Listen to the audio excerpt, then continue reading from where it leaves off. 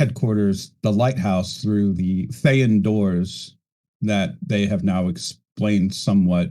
Your group is free to make some preparation or follow up on leads or et cetera, that you may want to do before you engage in the transportation of the prisoner, Danny the Tongue.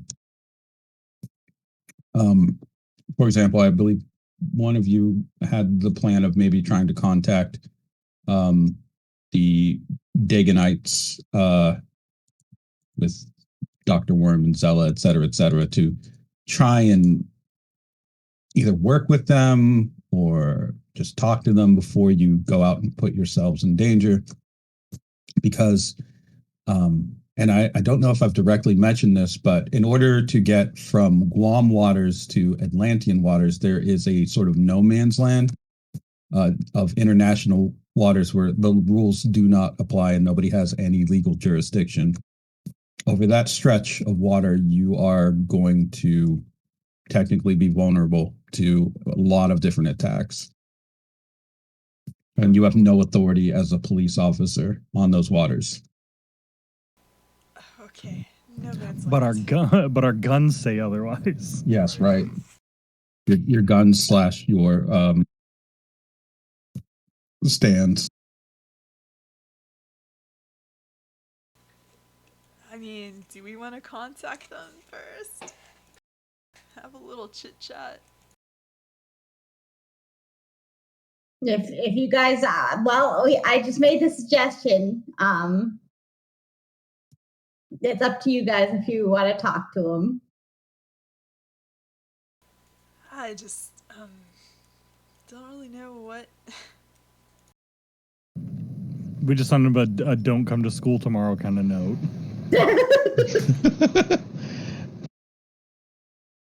Well, pick a representative and pick a member that you would want to get into contact with, and we'll figure it out.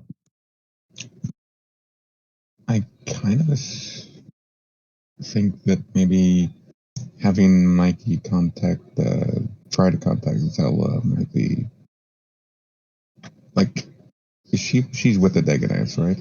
Oh, like one last plea. Zella, yeah, she's with the Daganites. Kind of like one last plea to kind of help, try to get them a little bit on our side, maybe, but I don't know how well that would work. I also don't know what he could even say. Sorry for shooting you. First off, hey, my the bridge bad. Thing the other day, that was crazy, right? Listen, I didn't mean to shoot you. I was shooting at someone else. Yeah, I wasn't trying to kill you. I was trying to kill your co-worker. Funny you should mention the bridge shooting, Mikey, because your friend Rust has been a little bit backlogged, what with the whole NWO's private security key thing and all the various goings on the island. Rust is pretty overwhelmed with the amount of work that he has to do. But he did have time to review security footage from the bridge incident, the Broken Heart Bridge.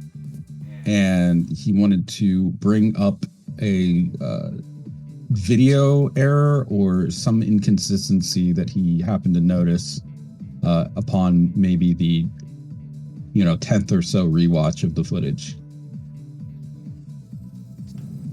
Yeah, I'm fine to go over that with him.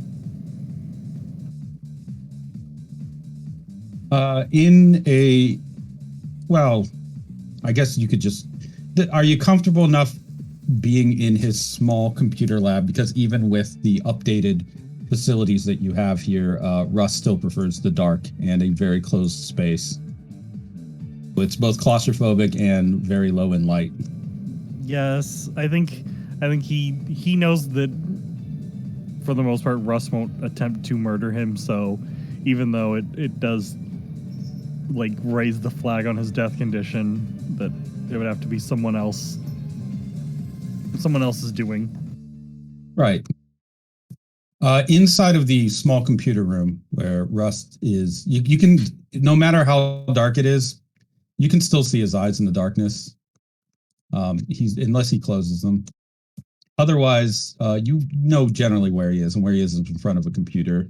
Although very oddly, and you've probably noticed this way before, um, the light of the monitor doesn't necessarily like give him an outline, maybe a vague shape of like a body, but otherwise you just see two eyes in the darkness, no matter where he is.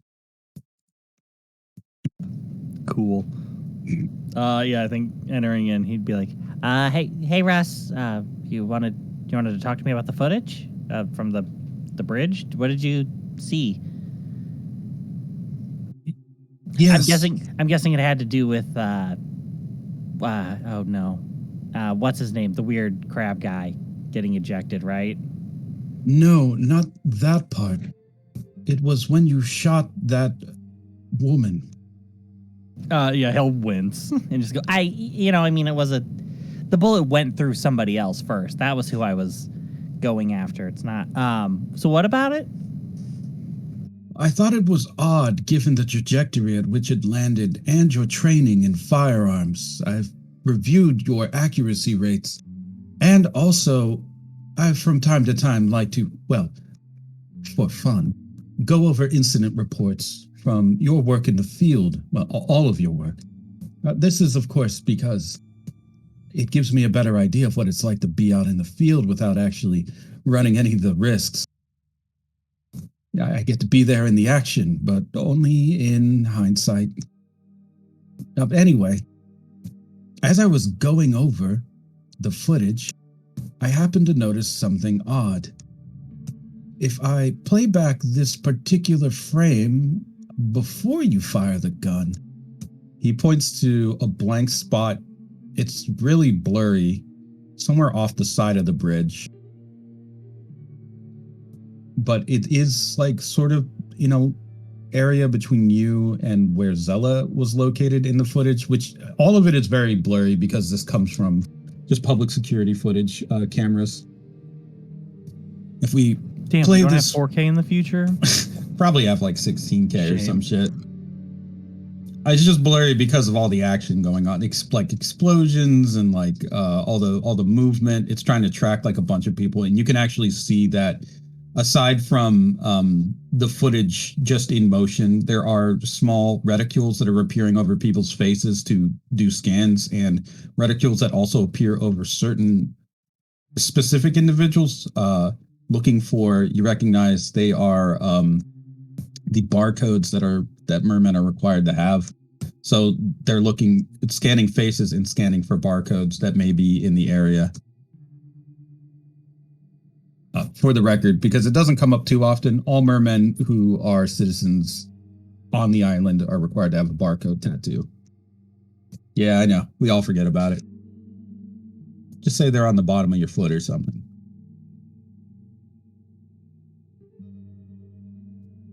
Anyway, when he points to a particular area of the video footage, he pauses and then starts to play it forward at very, very slow speed. For you, Mikey, this just looks like a blank spot. It just doesn't look like there's anything there. But there is a moment, maybe half of a second into what Russ is playing, where it looks like some kind of small, incredibly small black shape that just kind of floats sideways almost into view, swaying. And then you can see it bend into a V shape when something strikes it. And the thing that strikes it seems to change direction slightly. Rust keeps playing this back on a loop. See there, it's some kind of distortion, fold or something that appears, if I'm guessing correctly, directly into the trajectory of your bullet. Your round was ricocheted off of something.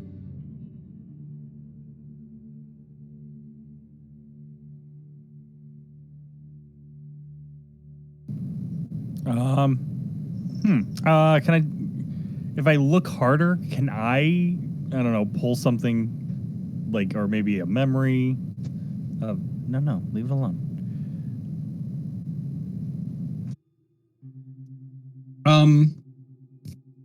Well, the way that you want to concentrate on this is you probably want to try to look for pattern recognition cues within the image and what limited information there is there to try and form a more coherent idea of what it might be that you're looking at. Aside from the image of the black shape, there are a few people that are blurred in the background as well. They seem to be running just very much in the distance, maybe a good 30, 40 feet away from whatever this object is. And the object in question isn't even in focus.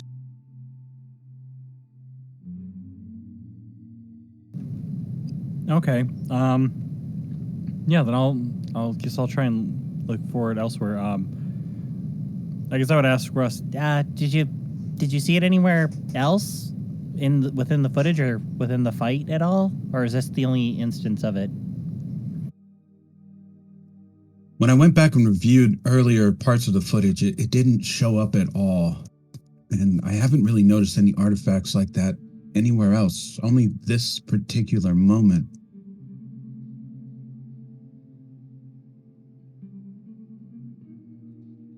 If you Okay. go ahead. Yeah, that's a little. I was gonna say that's a little odd that it would be right at this particular moment, but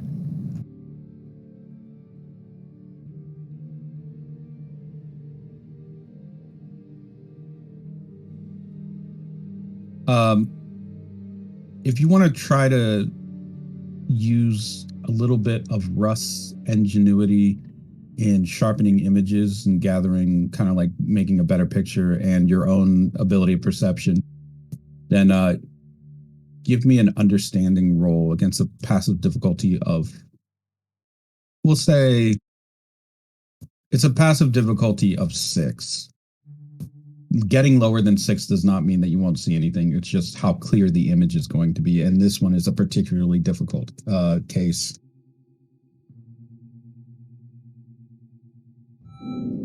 Three. You can choose to invoke on that if you'd like, but otherwise you won't need to. Although I will say this would be true of both you and I speak. If you invoke your bloodline, you may actually get the clear picture without needing to meet the 6. So it's up to you. Yeah, I'll do that because I mean that makes sense with the bloodline being an eye and it revealing hidden details. All right. Using that capability that you have of molecular control to not only like see things, but also scout and map things in your head so that you like have an idea of what it is that you're looking at and how you can memorize it. You are able to determine the thing that you are looking at, the way that it's moving, the shape, though not necessarily the physics of how it interacted with your bullet. And with Rust's digital recreation following kind of like your lead. When he finishes and you finish, what you're looking at is a sketch or outline on the screen of a black feather. That black feather floats in mere milliseconds before your shot like reaches it, ricochets the bullet, or at least curves its trajectory, and then fades back out. Like it's moving sideways, but somehow not exactly.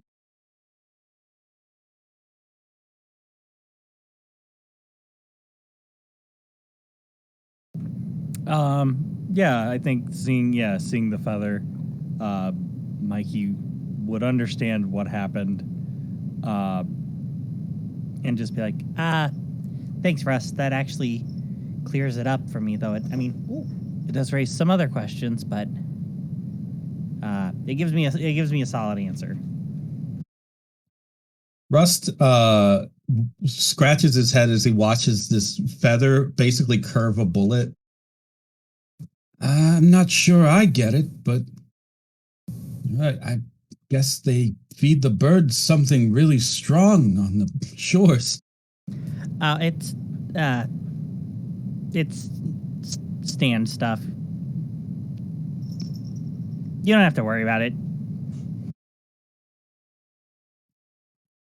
Stand stuff. Well, I may not have to worry about it, but I think that you do. Yeah.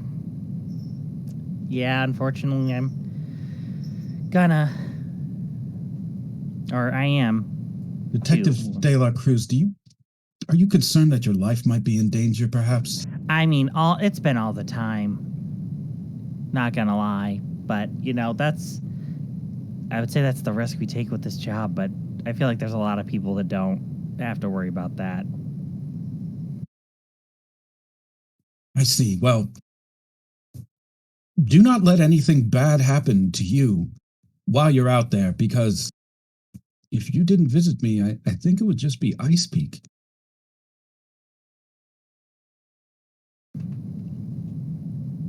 Oh, yeah. No, I mean, yeah, don't worry about it. To be honest, I think that she does.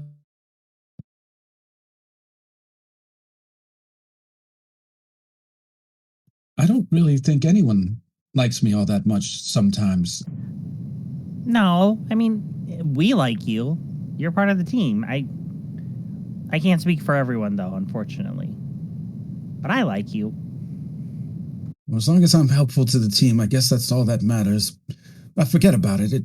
It's not important. Make sure next time you fill out a report to include all sorts of great details like how things smell, or if there was music in the background. I miss those details sometimes when I'm going over reports. They're nice. Oh, yeah, you got it. Now, if you'll excuse me, he returns back to the computer. I have to rewatch this footage again. Now that there's a new break, there could be something else I might have missed. Maybe even hundreds of such data points.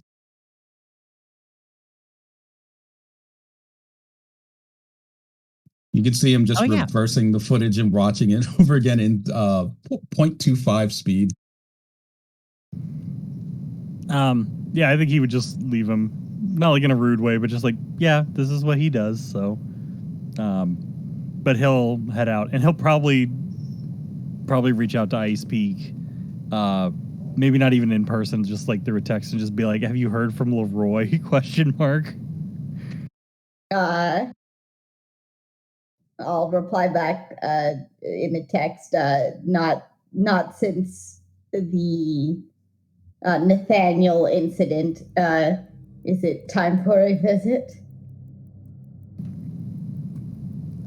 Just like maybe, Do you wish to come with this time?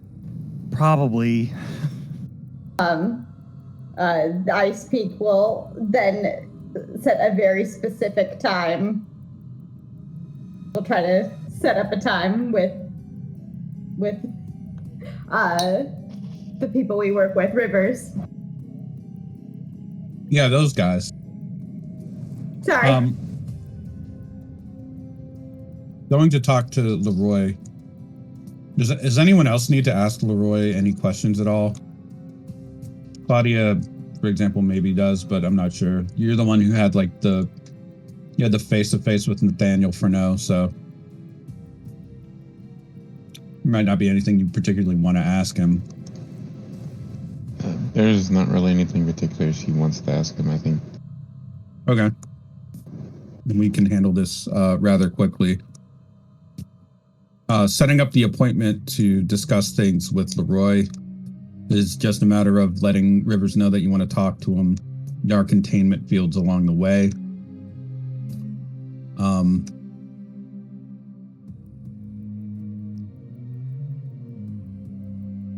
Where is he? I don't know where the background art is, but that's okay.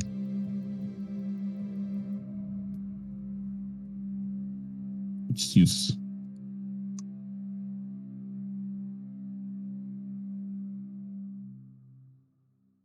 Oh, there it is. Never mind.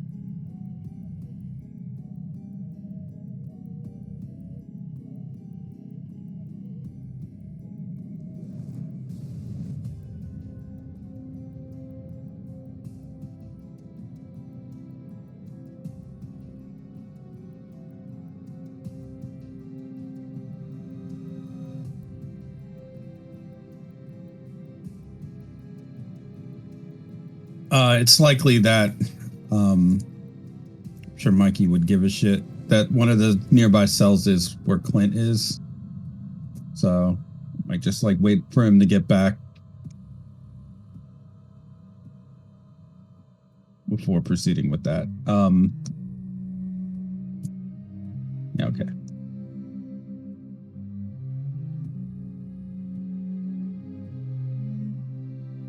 In the meantime, for you guys that are not there, are seeking to interrogate Leroy, you have like your own concerns that are likely to be pressing as well.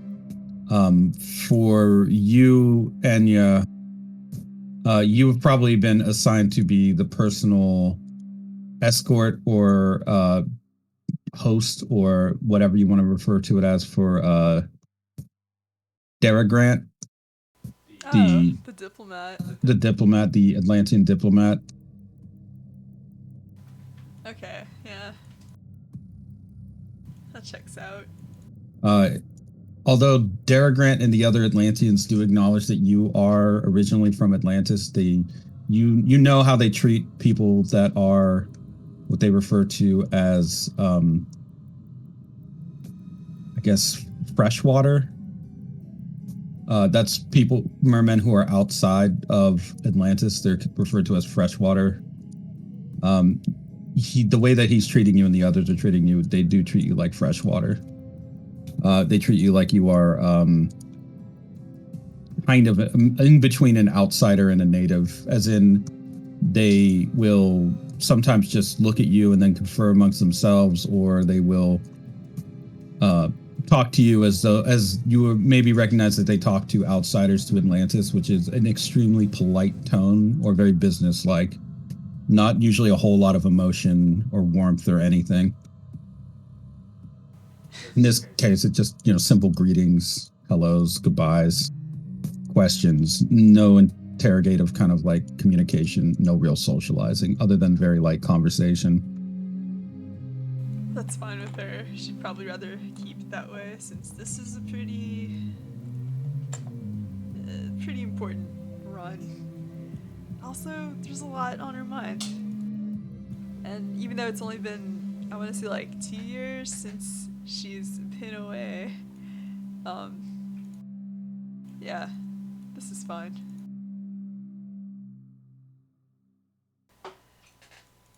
All right. We will get back to that in a moment.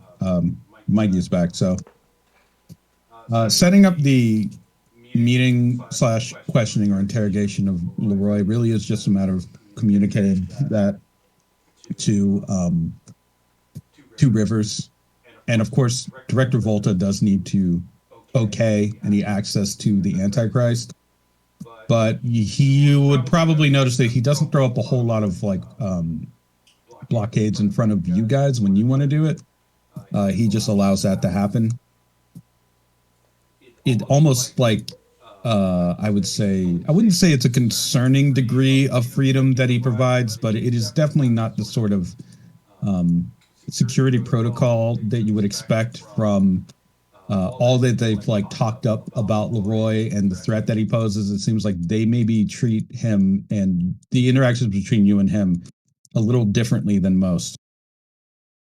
Director Volta allows for the interrogation, of course, and along the way through the chambers, located somewhere deep within the lighthouse, there are a series of cells.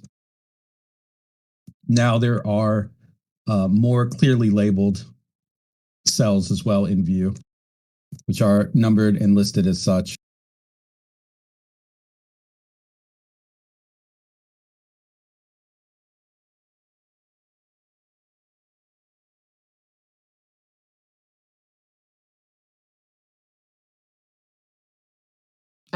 Ice Peak is waiting in front of the containment center with a instrument in her hand. Oh, I forgot they had Rich. Yeah, they have Abel, but he's not kept in this layer. I was gonna say also, how do you really keep Abel in any one place?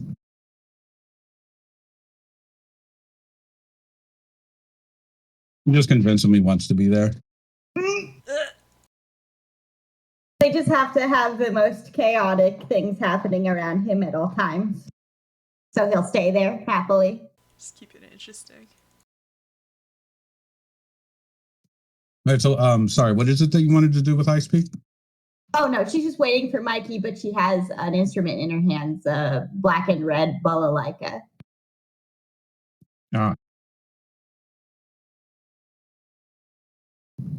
Yeah, I think the only thing Mikey would have is like a tablet to show the video.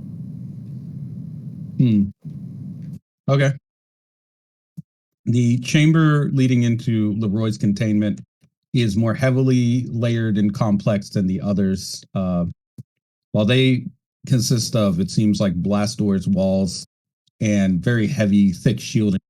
The Black Swan containment cell is a rotating series of panels, mirrors, and devices in some kind of spherical composition that are constantly turning, rotating, and changing position as they work their way through this very long, large chamber in which Leroy is in the middle behind what looks like extremely thick and obviously bulletproof glass. Aside from that, there seem to be some generators beneath the platform that are rotating, likely creating some kind of magnetic effect. Leroy, as usual, is seated on a couch, a red couch, reading from a book.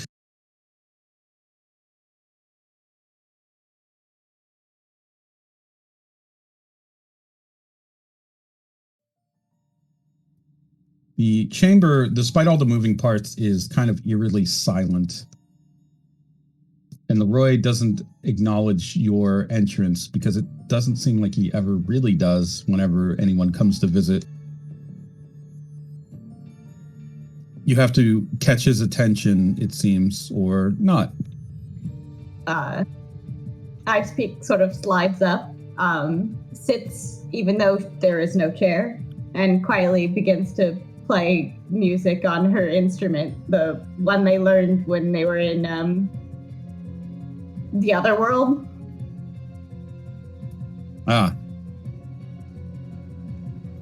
Leroy will stop, put a bookmark into his book, close it, and then sit upright and listen to the music like a member of an audience. I think even Mikey is listening. Welcome to summer. He smiles with some confidence behind it. What exactly has brought you here this time? I assume Mr. Furneaux is Mr. Furneaux Moore, correct? I'm afraid to say he has passed. Would you like to know why he was the way that he was? Yes. I'll tell you honestly, openly.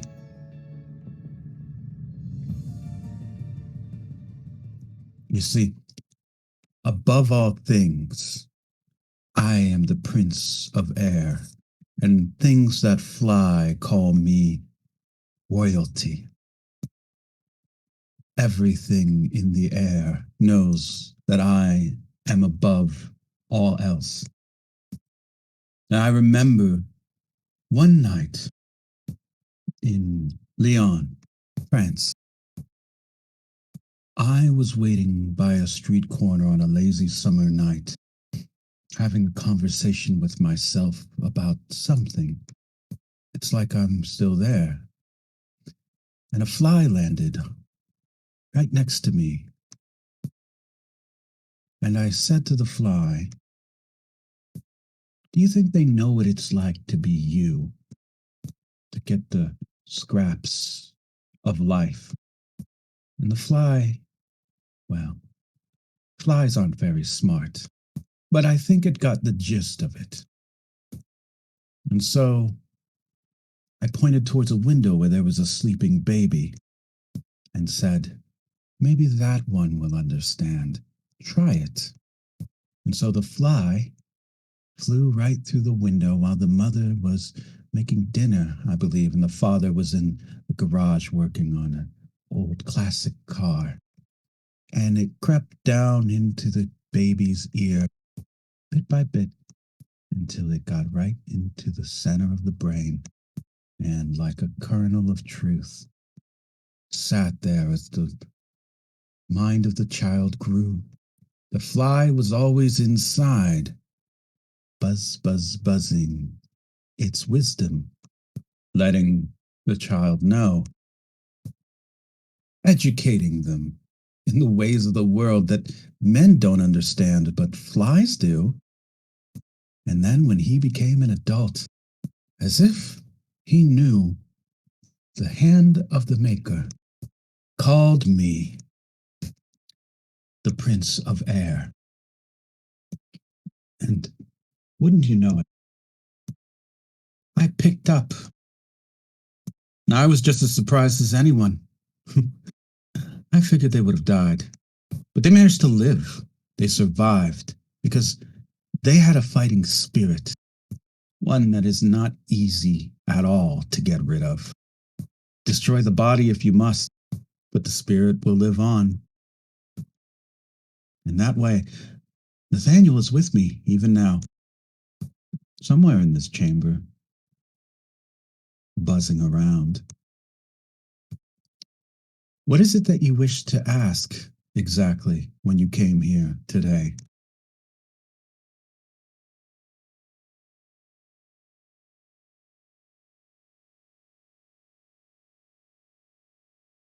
I think Mikey would look at Ice Peak to see what questions she had.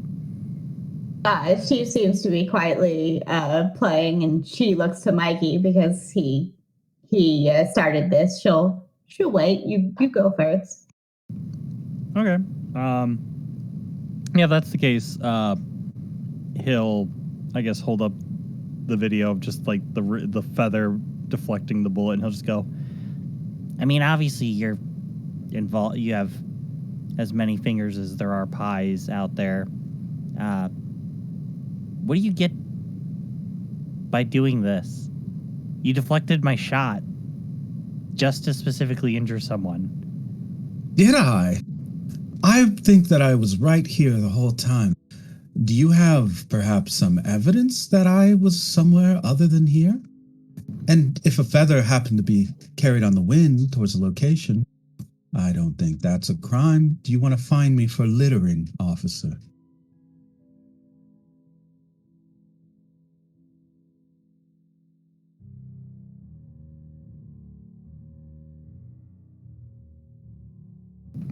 Well, I mean, I don't know a lot of birds. I don't think there are any that are currently alive or exist that can handle taking the round of a sniper rifle and deflecting it. It would just eat through it. It's not even a paper and like a hot knife through butter situation. This is obviously well beyond that. And it seems like your calling card with your stand is that of a black swan.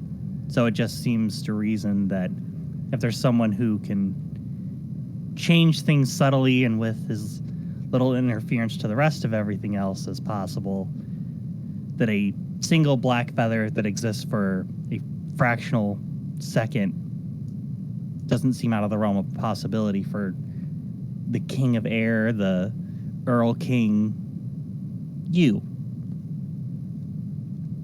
You're right. Those are my titles and more. You see,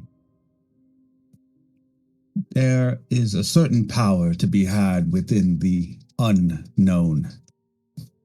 You don't know why I did that, or you don't even know that I did it specifically. You have an idea and understand. Surely then you have the inclination to think it must be something bad. And that, in that fear and shadow, is where I thrive. The less that you know, the stronger that I am. It works quite simply. I am the god of the gaps, after all. You don't understand how it works. You don't understand why it happened. You just know that it did. And the more that you attribute to why and how, the more powers I gain, names I am called, and places I will be. Every lick of ignorance is just more for my plate at a banquet of fools. I will tell you, of course, this one thing. That is not the only feather floating around. You see, I had plenty of time to simply shed as many as I wished. All throughout my history in this world, I could have done it at any time. A week ago, a year ago, a millennia ago. Those feathers carried on the wind. Well, who knows where they'll go exactly, or why. But they're out there, and every single one of them brings calamity along with it. I have never been contained. The world is my prisoner. You understand what I mean, right? This collapse, this calamity, this destruction, been on the lips of every holy man ever to pick up a pen and paper. Apocalypse, Ragnarok, the end of the calendars of the Mayans, Aztecs, Olmecs, civilizations that have faced their own ends, total, complete collapses. All of them had mythology. They all had an understanding, just like you do now. So if I were you, what I would do is probably just make the most of the time that we have left in this world together, with the people that we care about. The black swan always flies. Always.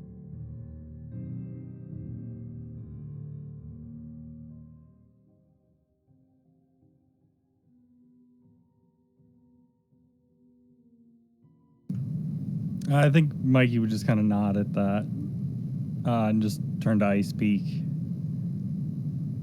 and just kind of like let her know that like that was it.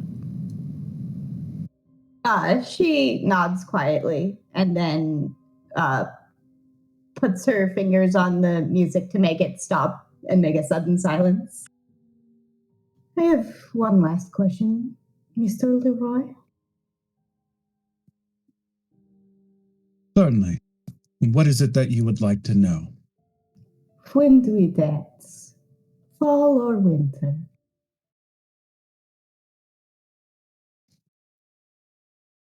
Any dance you have with me is going to be your last, you know. I am quite aware.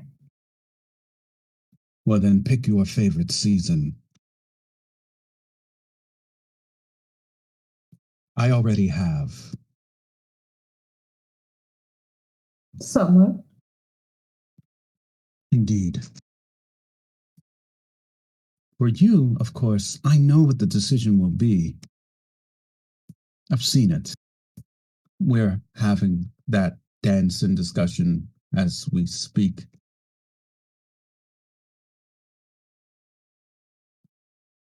What would you prefer, left or right? I am ambidextrous. Both. He nods his head. Fair enough.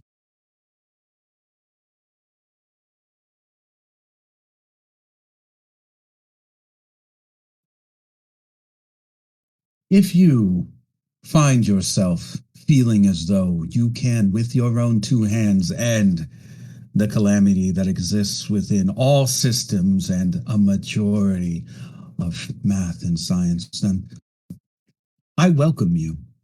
I urge you to make the attempt. Fight as hard as you need to, really. It only makes me stronger.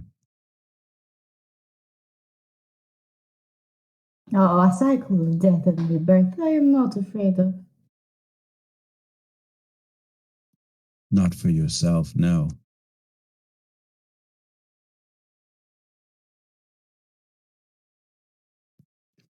Why would I let a martyr be a martyr a second time, though? I don't make that mistake twice. Ah, a good hope for me then. I'll slowly stand up. He reopens his book. I hope you remember your answer today. I really do. And he looks back down into the pages and begins to read.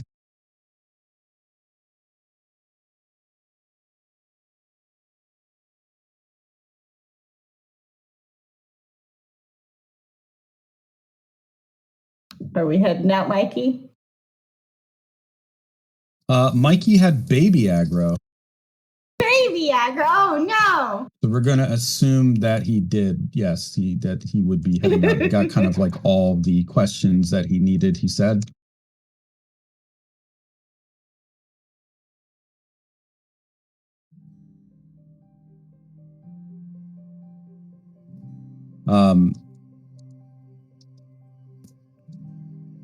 Yeah, well, according to him, he says that. You gotta know. It's all a question of how do you balance somebody's shit talking versus what they can do. I don't know, there's kind of birds everywhere, and he kind of said he kind of chopped some feathers every which way, so yeah, you know. Whole God of the Gaps thing just reminds me we're going into no man's land territory. There may be someone we know that can contain him. One of the crowns? Oh, who? Fucking Vanilli? Yeah. I guess you could give it a whirl sometime.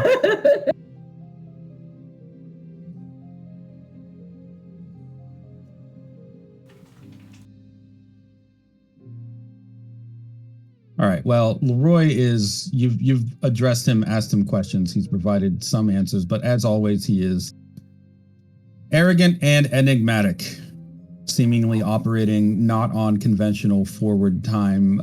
He doesn't seem perturbed at his current housing situation, nor does he seem demotivated from his goals of whatever it is that Leroy is doing, which seems to be generally bad things.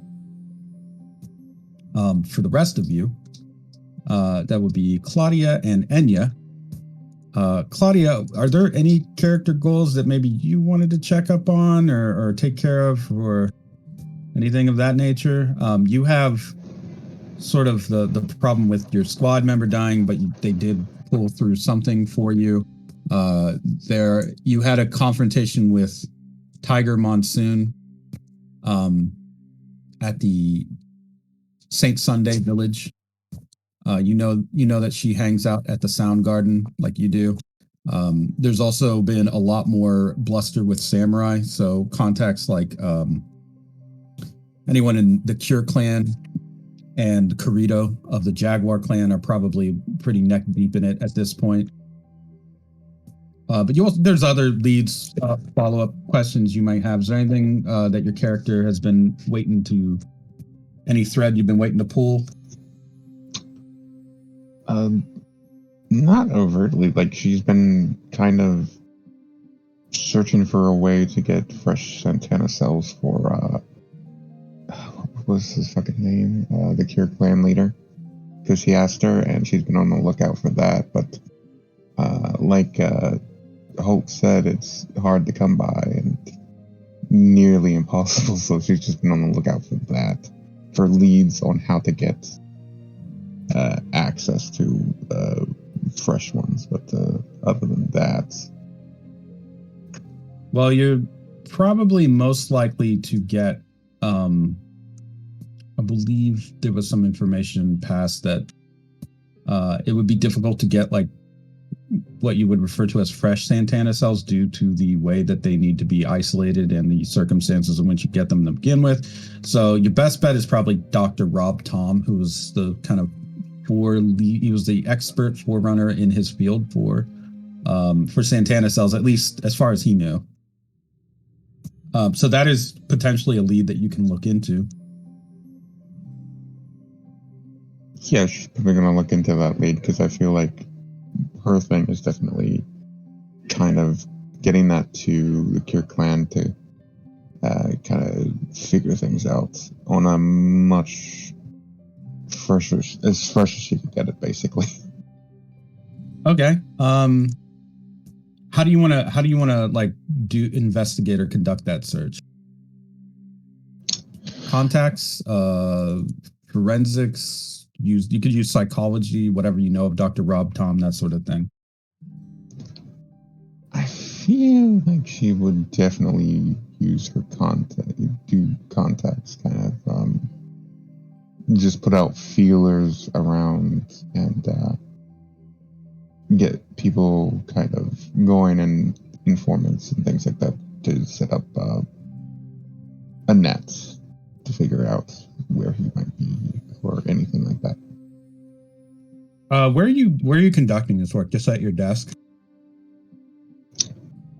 She probably conducts it a little bit at her desk for at least setting things up, but she's probably going to definitely go out into the field to actually get info and everything. Sure. While you're working at your desk,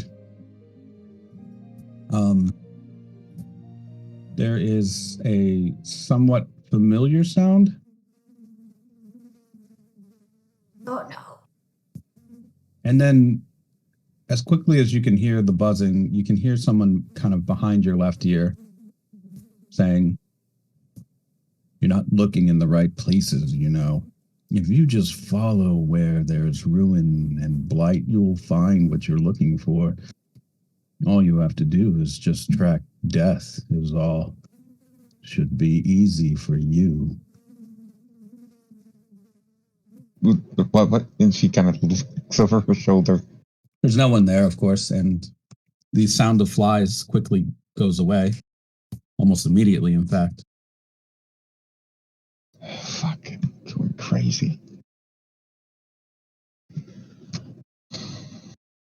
But she's not gonna she's not gonna dismiss that.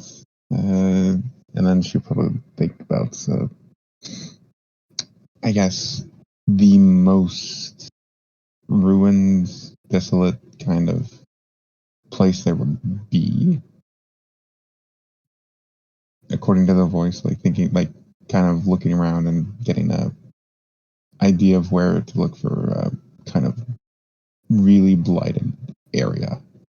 It's been fucked up or underwent of extremely violent event or whatever. I assume the trenches probably doesn't count right yet since it's been a while. Yeah, the trenches counts. Oh, okay. There is an area of the trenches known as Guttertown. Guttertown is basically the poorest area of the trenches, and it's almost exclusively used by abyssal and twilight mermen who cannot conform their shape to look anywhere close to human and are sometimes often found repulsive or alarming or frightening by humans. Those mermen who just cannot make it in society end up inevitably in Guttertown or dead, because if they run afoul of a samurai, but in this case it means a samurai looks at them and decides that they're a target, then they're usually going to just die. So they don't have much of a choice like the other mermen who can look more humanoid, who can look more acceptable, or who even, some of them can't even form the proper mouth and skull and throat parts to talk like people talk, although you as a merman would have no trouble understanding them. These are people who have basically like mutations or disabilities, socially speaking. And unfortunately, though people in the trenches try to take care of their own, it's hard to help some of these people that have taken up residence in Guttertown. Fortunately, some of them have moved to the House of the Rising Sun when they can safely, which is Enya's little sanctuary from like some of the problems of the world. But there's a lot of mermen who reside in Guttertown who basically have resigned themselves to dying in Guttertown. Like they don't think they're ever going to get out.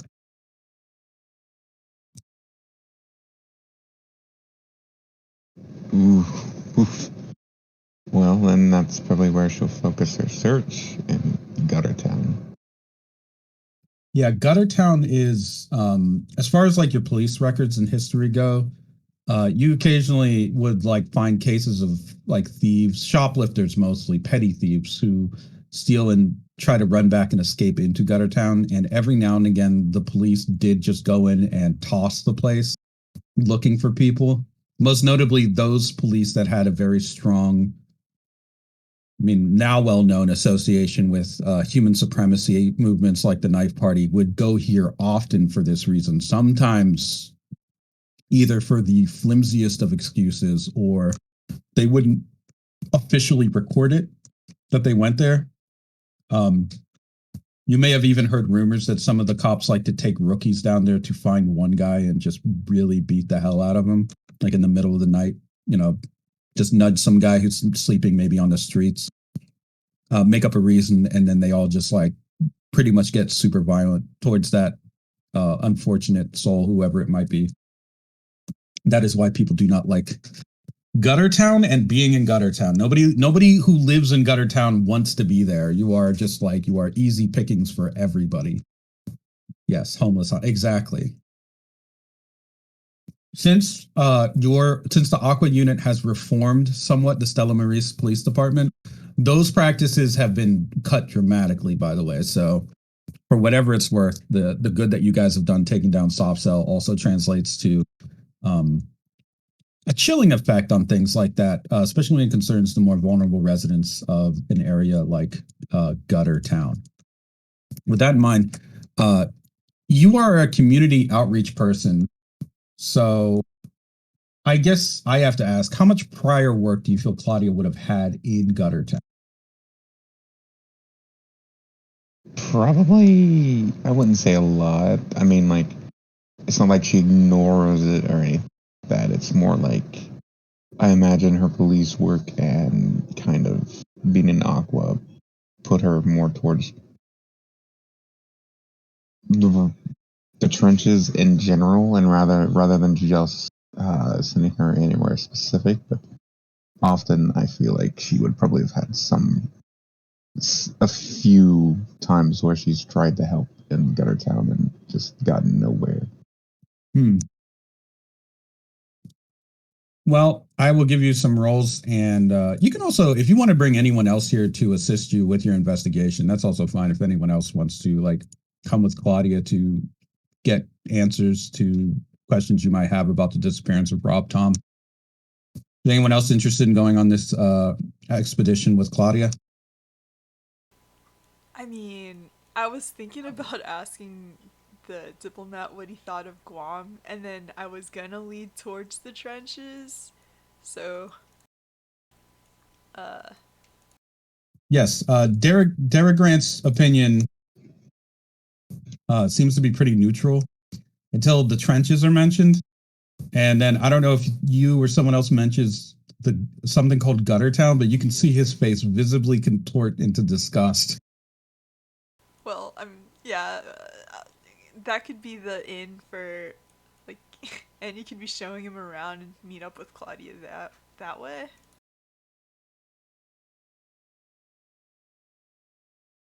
All right. In that case, Claudia, you have your backup here with Detective Orinoco. Derek Grant will just stay at he does. You know what? Actually, Derek Grant will go with you as well. Oh, surprising. I mean, I feel like Annie would like not drag him, but coerce him to check it out.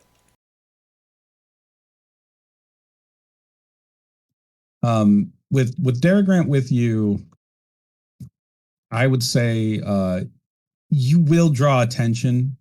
Claudia in particular. I know that you're a community person, so you know that like when people are most likely to answer is when they feel comfortable. Um, it's possible that Dara Grant's presence could bring discomfort. You are, since this is like technically you're the lead on this, as Detective Cornell. Is there any? Would you want Dara Grant to kind of like wait in the car, or you just want him to come along? There is value in him seeing any of this, of course, but it's up to you. I did think maybe it's it's a little weird to ask, but like, is it a faux pas for her to ask if he would disguise himself a little bit so he's not overtly obviously a Atlantean looking. diplomat, an Atlantean diplomat that people are going to go, oh God, about? Or, because if so, then she would probably leave him in the car. But if not, like, she would take him along if it's not a faux pas. When you ask him if he can change or camouflage himself, Dara Grant simply picks up a waste basket in the office, places it over his head, and then you watch as he immediately becomes a very dilapidated, junky looking individual. His clothes become filthier. His face looks oily. A few of his teeth begin to like warp and go out of place. And his hair becomes long, stringy, and very disgusting looking. Also the trash can that he put on top of his head seems to have basically melded onto him, giving him a more silvery, dirty looking hood. She kind of stares for him long and goes, uh, uh, okay, that works. Thank you. Ah, it's perfect. That's really good molecular control, actually. I'm a hermit crab. I wear many hats. Right, of course. No, this will be worth your time. I can't wait for you to see the real Guam. It isn't a pretty Guam, unfortunately. Maybe, hopefully, one day it'll change. But, yeah, it's not gonna be fun, but let's hope what we're looking for is there. I understand that Guam isn't what it maybe could be, and it has a certain special quality that's important. I understand well that it is important for Atlantis, for Guam to thrive and be healthy. And I also understand how it looks for representatives of Atlantis to set foot here and judge others. I'm sure we must seem like we are on the highest of horses. Truly, our heart breaks when we hear of a place for our people called Guttertown. It's a little worse than that. Some of these denizens are samurai targets.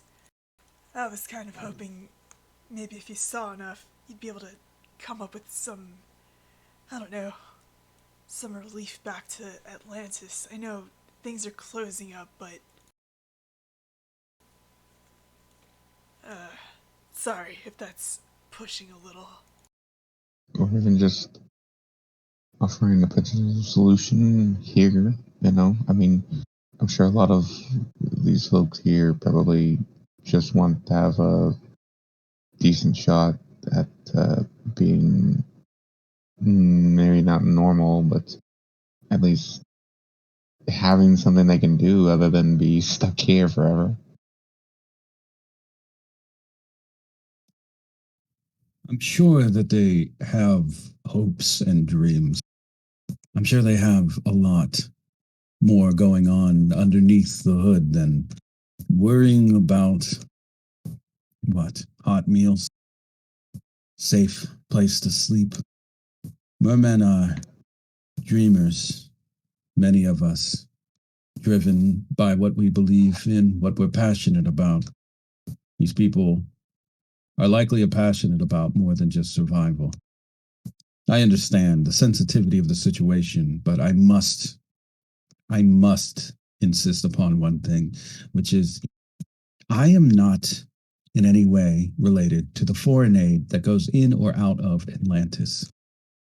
So my opinion on what happens with people that live in a place like the trenches or Guttertown, I can only give an opinion to those who are responsible for dealing with the outside world. I cannot make any orders. I do not have that authority, Right. nor necessarily would I want any such authority at this point in history.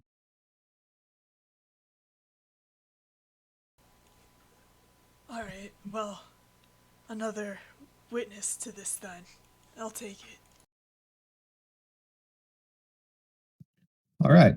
With Dara Grant in your crew, incognito, of course, he actually, once you start assuming you just are taking the regular old cop car there, the closer you get to or into the heart of the trenches, the more you see he looks like the people that you're getting on the way to like the poorest part of town. Technically speaking, in Stella Maris, Guttertown is the most impoverished district in terms of like actual social aid that goes into it. Even some of the more scattershot villages outside of Stella Maris, like Saint Sunday Village, do get like assistance with medicine, food, that sort of thing. Guttertown is like barely recognized as anything other than a place where supposedly like the worst junkies end up and things like that. So it's like in terms of securing any kind of aid to any kind of aid for these people, it is a very difficult thing to do. However, some of your representatives locally, like specifically Mr. Be Good, have done quite a bit of work trying to get people to recognize the plight of those who live in places like Guttertown, especially among the merman population, and the lack of social services are available for people like this. Some of the work that you guys have done to increase things like mental wellness care for mermen on the island have had some benefits for denizens of the trenches and Guttertown. But it's still like a lot of work. And while you guys have been fighting basically the Antichrist and your own maker, these people are mostly just like trying to survive day to day. And it shows in the faces of the people in Guttertown who, once you actually arrive in it, you'll notice that there's only two types of stores that are open here. One is a corner convenience store with bars all along the windows. And then there is a store for liquor and tobacco specifically. And that's about it. You'll see, oh yeah, the occasional pawn shop, of course. Yeah, you have to have one of those in very rundown areas. So you'll just see those kind of sprinkled about here and there. The history of Guttertown in particular was that it may have been an early venture into a kind of trade or bazaar district for mermen that were arriving in Guam, like a place where they could trade. But attacks, vandalism, and general interference from local government and police have, or over time, very quickly actually turned it into a blighted area that would eventually spread out and become what is now known as the trenches. So technically the trenches began with Guttertown, an experiment, a social and financial experiment for the people, these immigrants who had come here. What once began as like a hopeful place where we could have an exchange of ideas and goods quickly turned into what it is today. And part of the reason of what makes Guttertown interesting is that it has its own cove as well. So kind of like hidden away. Originally, this is a place where like goods from the water could come in, they would be traded, that sort of thing. That cove has since been kind of sealed off with barbed wire security spikes, rails, very sharp edges to stop people from trying to use it to gain unlawful entry into Guam as a whole. And the water there, of course, is well, it's not viable anymore as a water source or as a water channel. You can't just like leave through it like you used to be able to, or enter through it like you used to be able to. Now it's just completely closed off by a wall of pain. The actual denizens of Guttertown are, as expected, people who cannot truly cope with containing a humanoid form or using a humanoid form. These are individuals who maybe are walking around with like tentacles. There are those that are like just have very warped, mutated heads. Some of them are just groups or swarms. Like you will see a huddle of leeches kind of just roiling and rolling over, or occasionally a giant shelled creature with what looks like vast amounts of damage to the musculature beneath their armor. And that person may be trying to with great difficulty, just drag their hulkish body with a weakened, diseased interior core. There are those that look like they are hybrid trout or like catfish almost, but their skin has become desiccated. And those people usually will you could just see them like in very shitty plastic lawn chairs, just drinking cider, hard enriched cider from plastic jugs and containers, further drying themselves out. Dara Grant, upon seeing all of this, he looks, as before, disgusted.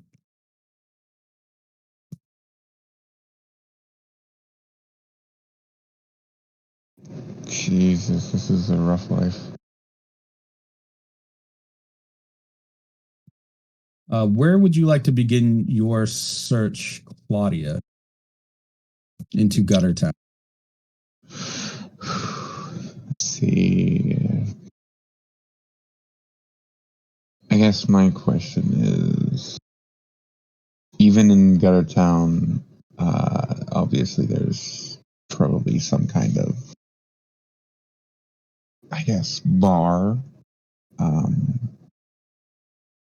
I figure I should probably start there with finding someone who might know a little more, because I figure like just approaching someone off the street, just wandering around is not gonna do much. So you'd like to go to a tavern, kind of social area where people gather, and first thought was basically a kind of tavern, but it's, basically the idea is find a spot where a lot of people are gathering and socializing and everything. Yeah, it makes sense. Like the local hole in the wall that people just like swing by in the neighborhood kind of thing. right? You are. There's only one considered like drinking hole in Guttertown.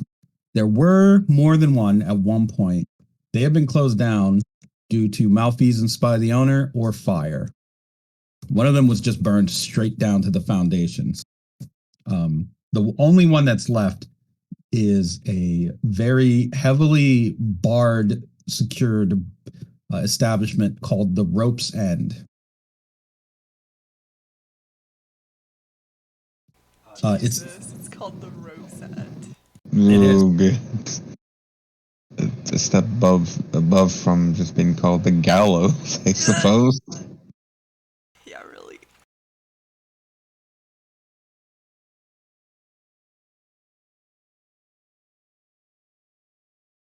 Well, I'm sure it's a charming little spot.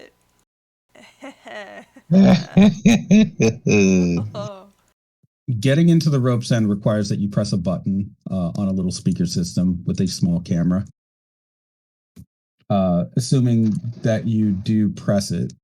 Which one of you wants to press? Enya? Yeah. You press it, and immediately you see a mustachioed face, very long tendril mustache. This person is some kind of hybrid catfish, and a very flat head with wall eyes. Kind of stares at you through a screen, a small, grainy, almost pixelated screen, and says, "What do you want?" Hey, can you let us in? I don't know. Can I? You a cop or something? Her eyes kind of furrow. Yes. Nice try. A cop wouldn't be dumb enough to say yes to that question.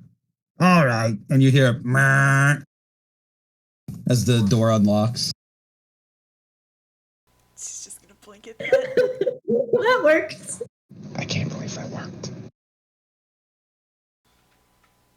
The inside of the rope's end looks like you would expect it. I mean, it's surprisingly clean actually for a bar in this area. It looks like the owner takes some kind of pride in being the only bar in Guttertown. As in, the floors are clean and there's not like a sticky film of filth all over everything. Instead, on the inside, there are two small, kind of pink, orange shelled humanoids. One's a girl and one's a boy. They're just running around with little cleaner brushes and hand rags, kind of like getting whatever little bits of debris that they can. You can tell from the weird kind of like shape of their joints and the fact that they're hunched over and curled slightly. These are likely also mermen who couldn't adapt or evolve into a more humanoid shape. They just kind of retain this smaller shape. But they seem happy enough to be here, having some kind of employment. They're no more than, we'll say, 3 feet tall, either one of them. The owner of the establishment, the catfished, kind of flat-headed man, is currently tending the bar, where there is a very large. It's hard to tell what it is exactly. It looks like a swarm of tentacles or some kind of tentacled being packed into a jumpsuit, like a work suit, like coveralls, with a red kind of trucker style hat on, who is just kind of running, saying things in kind of a slurpy, gurgly voice, and the bartender is nodding his head before the tentacle-faced individual just kind of shoves their mouthpieces into a glass of what looks like some kind of liquor with ice and soda.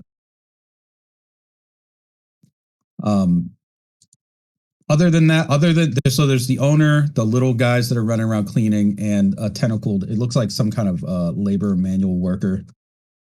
The owner kind of throws a towel over his shoulder and motions to the 3 people who enter and says, "Hey, Taurus, I haven't seen you kind in must be a year. People out of town who come to the glorious Guttertown looking for adventure, I assume. Or they just want to hear, perhaps, the sad and sorrowful tales of those who dwell here. My name is Keith, and you are welcome to drink what we have at a reasonable price, though not for free. No matter how much you try to insist, there are no free drinks at the rope's end." Right, of course. Right. I mean, of course. I mean, you want to get paid, so don't worry about it. We'll pay for any drinks. Let's start with what you're having. That looks pretty good. Are you talking about the tentacled man? Yeah, wasn't he drinking like a... He's just drinking a soda and whiskey. Or Coke, Jack and Coke, more or less. He'll kind of like raise the glass a little to you when you mention that, and the bartender will hold up 3 fingers. One for all of you? Yeah, that sounds good. All right, all right. He starts making up the drinks. Dara Grant has already taken a seat at one of the empty tables, and it seems like everything so far is okay. Although the tentacled individual does look over his shoulder at Dara Grant and kind of, you can see the tentacles near his mouth flop as if he was snorting, maybe perhaps in derision, before turning back to his drink and conversation with the bartender.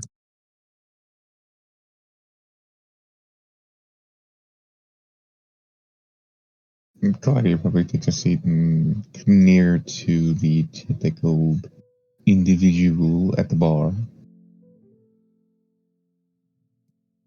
The actual bar itself, behind it on the wall are mounted newspaper clippings about kind of the founding of the financial district and some of the people that were involved. Notably, in one of the photos, standing near a fruit stand, it seems there is a much younger or brighter or more clear-eyed version of Keith, the bartender that is serving you. It seems that perhaps in his youth he was involved in some of the founding here of Guttertown and still is here to this day. He serves a drink out to each of you, putting Dara Grant's on the bar and pushing one towards you, Enya, and then one towards you, Claudia.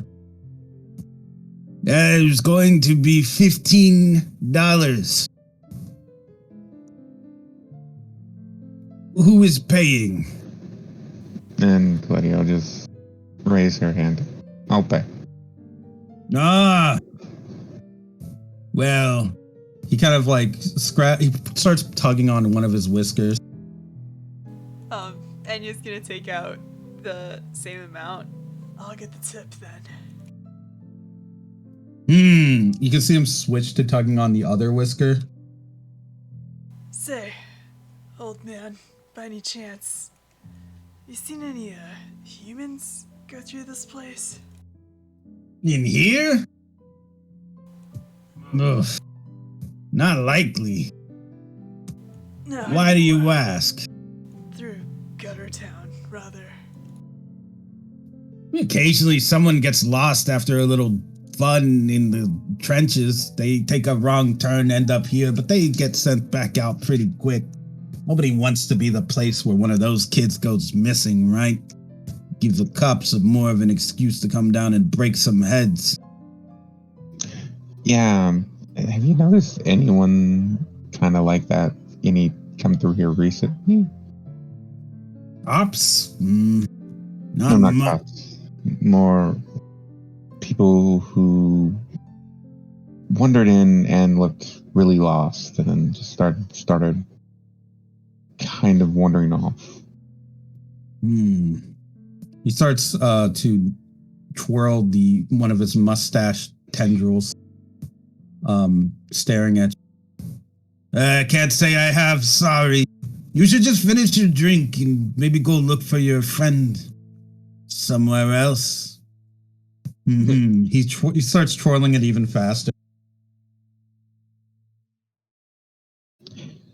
It's just that we're having a hard time nailing down where he might be, and she kind of like I guess pulls out a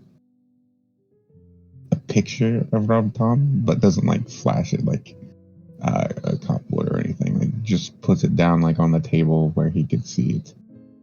It's just that he's been missing a while, and I'm afraid he got into some real trouble.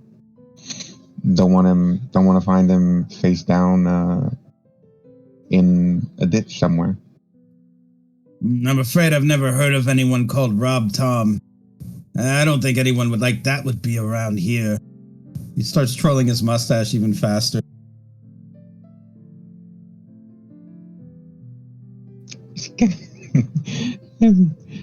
Looks at him and watches his mustache curl. Enya's gonna be She's gonna pull out her wallet. Memory doesn't get jogged a little more for a 50. Oh, wow, a 50. I could finally buy those dancing shoes I've been waiting to get. He kind of like eyes the money. She'll, tuck it behind the picture. Let me take another look. He kind of picks up the money and the picture and starts looking it over. He kind of takes the 50 and then puts it in his pocket. He flips the picture over and around. You notice what looks like a small pink and orange shape kind of bounce by behind the bar, past him. And it sounds like crinkling of paper. You see him reach into his pocket. Wait a second. The small shrimp that is trying to move away from behind the bar freezes in place. Is this some sort of trick? Just now I had a 50 on me and it's gone. Now, where could it have gone, I wonder? The bartender starts looking around the bar. He seems that the shape of the glass, where it's positioned, maybe when the large drinking patron completely blocks the little shrimp from his view.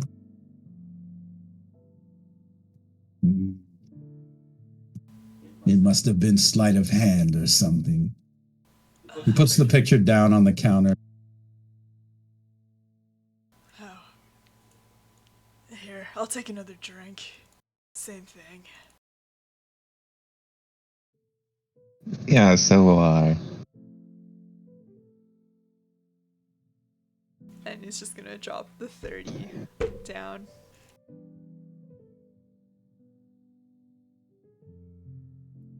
Claudio add 20 theirs together. He'll take the money. Put it in his pocket. All right. Fair is fair. I didn't say I'd cover for him forever. I happen to see a guy that matches this description coming through Guttertown, sure. Is he a criminal or something, you bounty hunters? More like concerned friends. Yeah, a guy like that didn't seem to have too many friends left. That's how you end up in Guttertown. But this picture is different from what I saw. Are you sure it's the same guy? It looks like someone who has the molecular control completely in hand. The guy I saw was a mess. Well, he's had some exposure to things that might have fucked up anything he had under control, I'm afraid. He's living down by the cove, if I'm right. Probably in a box or something. You know, people don't go there anymore. They say you get sick by hanging out near the barriers. Damn, the cove? Yeah, right by it. I heard a rumor that people that live down there like to just live off of the seagulls that get trapped in the barbed wire and on the spikes when they don't make their flight just right and get their bellies cut open. I imagine it's at least clean protein, sort of.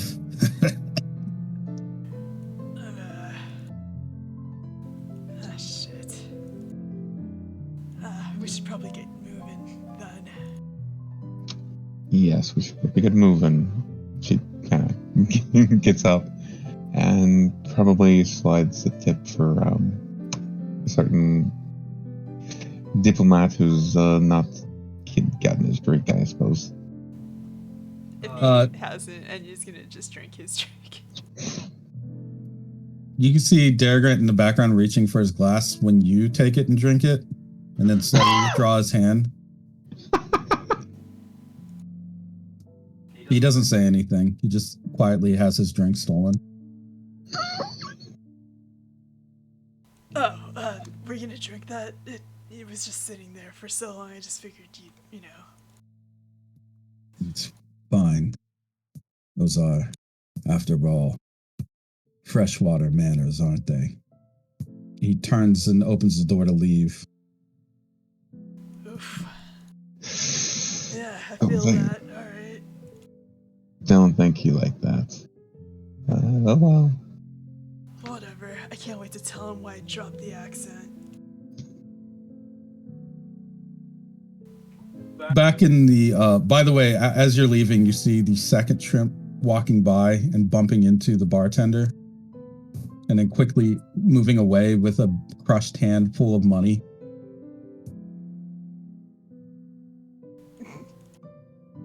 With now $100 between the two of them, they can do something great.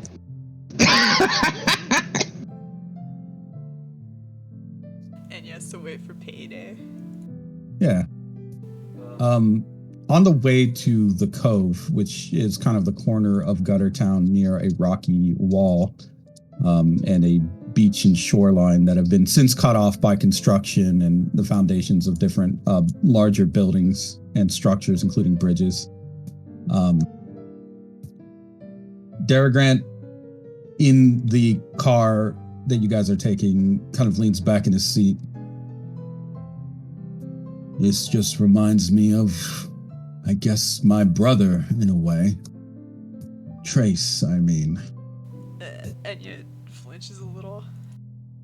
Alright. He didn't like to talk much about how he grew up, how we grew up. But I guess it wouldn't hurt to know a little bit about his psychology in case he comes knocking on your door again.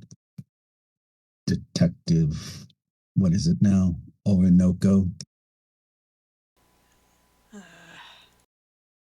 That's it. Go ahead, I'm all ears. You see, Trace and I were twins. It happens sometimes that mermen are spawned with siblings. They stick together and have a sort of bond. He had difficulty, however, when it came to leaving the darkness of the abyss. I was a much more gifted molecular controller, and I was able to hide what I was very easily, moving among polite society, even though I was of an abyssal caste. I proved my worth time and time again and moved up through the ranks, being a good soldier for Atlantis, a good leader at times.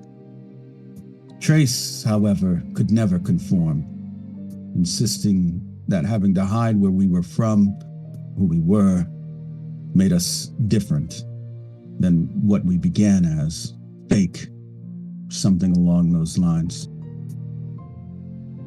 There was a time when they wanted to just exile him from Atlantis altogether, but I said that he had a use. In our ongoing disputes and confrontations with the Daganites, we could use someone like him, I said. Someone that could understand the enemy's psychology. Someone who could maybe be a bit more resilient than others. I admit he didn't have much of a choice. It was this or the open waters. He took it. Became even zealously against the Daganites. Either maybe he saw it as his way of climbing through society or a way to redeem himself. I distanced myself from him too when he began that work. So now, after all these years, I'm probably little more than a stranger with a similar face. I have no regrets about how I've handled things with Trace. Or how things went with you, Orinoco. We just don't have time to have regrets in this line of work. It's like Guam and Atlantis in a way. Islands that rose from the waters roughly at the same time. But only one of them has a place like Guttertown in it, and it's not Atlantis.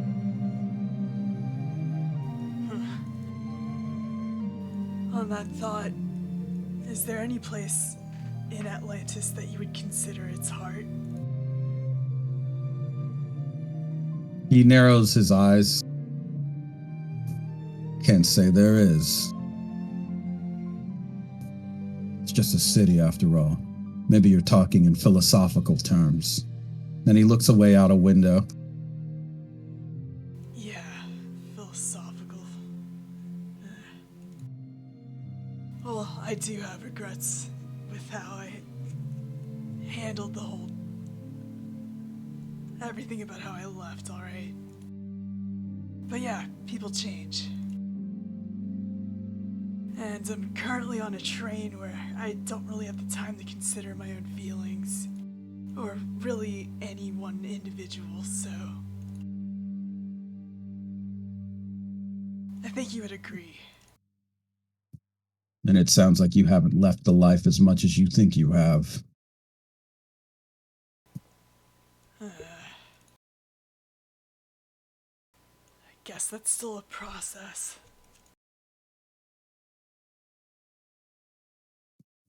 You now pulling up to the cove.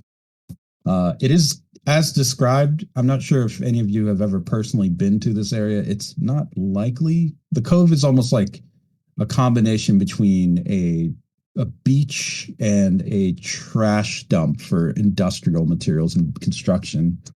There are like kind of broken pillars, fragments of wall. It looks like people do just dump their trash along this area. It's also closed off by a seawall near the exit to the cove on top of like the barrier of blades and barbed wire. So the water near the beach has become stagnant as well. I mean, it's still, there's stuff in it, but it looks diseased or like polluted. It's sealed off from the rest of the water. This is a result of it being closed off by the seawall and contained, and also just the sheer amount of garbage and rotting biological material that's and metal, rusted metal that is here in this area. And aside from that, there are small little huts and tents that are kind of like littered around. Some of them are just the remnants of a hut or a tent. It looks like they've been kicked in, or maybe a storm has blown them over and destroyed them. But sporadically, they are kind of littered throughout. I'll say there's about 4 or 5 of these like little tents that exist. It's not a huge area because of all the construction and barricades that exist around it, as far as like where you could live or what you could do. But it looks like there's enough access to the rest of the city / like some garbage that people definitely do pick through and like come back to this area to live and sleep, likely. They are, like many people in Guttertown, homeless. But among the homeless of Guttertown, those living in the cove probably have it the worst. Alright, this isn't too covered up, so this shouldn't take too long. It shouldn't, but it may. I guess time to look through the homeless camp. Yeah, Yeah, it definitely feels like a homeless camp. it pretty much is. Going through the homeless camp, you see that there is one person in one of the tents that looks like half of their face has been kind of broken off, and what's been left behind is just scar tissue with what looks like blind eyes that have started to grow out of them. They chitter when you approach their tent, not able to clearly communicate due to looks like damage on the neck or mouth or both.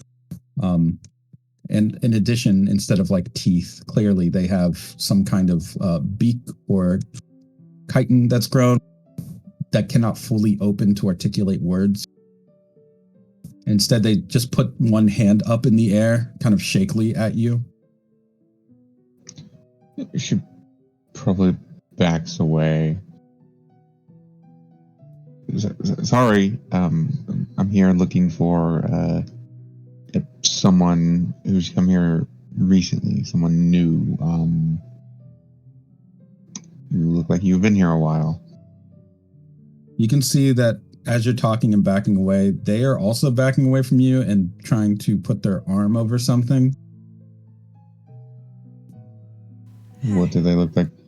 They're putting their some arm kind over. of round object, perhaps like basketball size.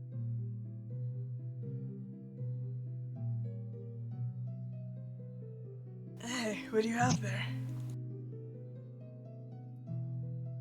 They now put their full body in front of it and pull a shard of glass with a cloth wrapped around part of it out, like a makeshift dagger. Oh, hey, that's not necessary. Are you hungry? It really isn't necessary. I'm not gonna do anything. Enya's gonna take she's gonna rifle through her wallet. Shit, what do I have? She'll pull out like a 10. That's all she has left. Here, I'll trade you this for you setting that down.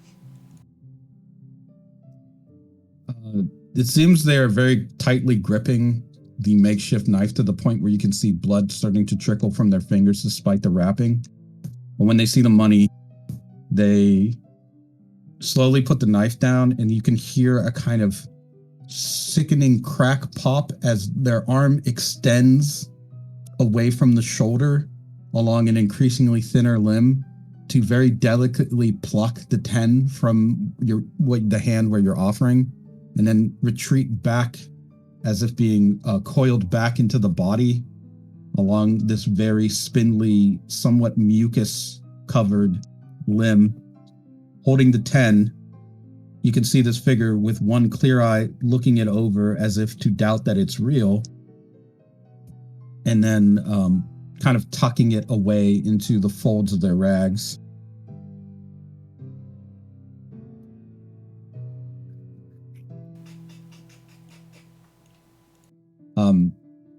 The very stilted sounds that they are making to a human would sound like pointless chittering or just animal noises, but to you, with a little bit of fine tuning, you can understand they are talking just more in a more guttural, we'll say primordial form of the base language that you all share. Yeah. What do you need this money? Why? What I do? What do you need?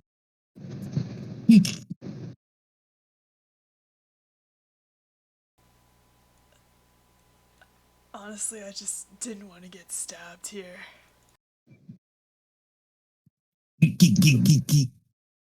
Stop the knife.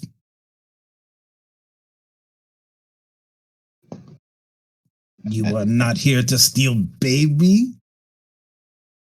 What? No, why would we steal? Oh, God. You can see after this figure says that, they like hide that basketball shaped object even more closely with their body.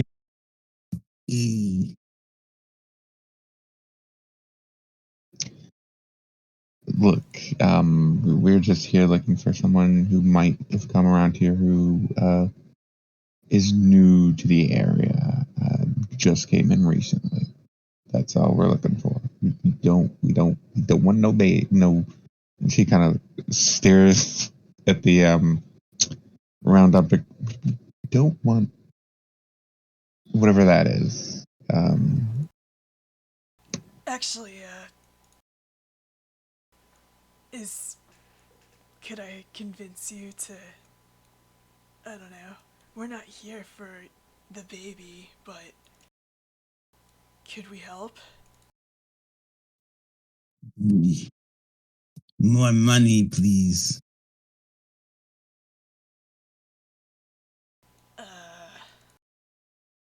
And just gonna flip over her wallet to shake.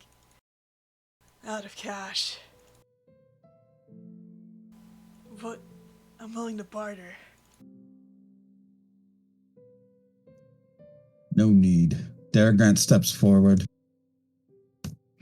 I have here. He holds out a silver medallion. A trinket made from coral steel, worth approximately somewhere in the neighborhood of $120,000. Enough money for you to change your entire life in an instant. One thing. The child that you have with you, surrender it to Atlantis. For this, you will be rewarded. What do you say?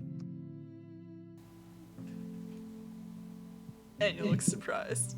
Very surprised. The figure hiding the baby seems to look back at it and then focus one clear eye on the amulet.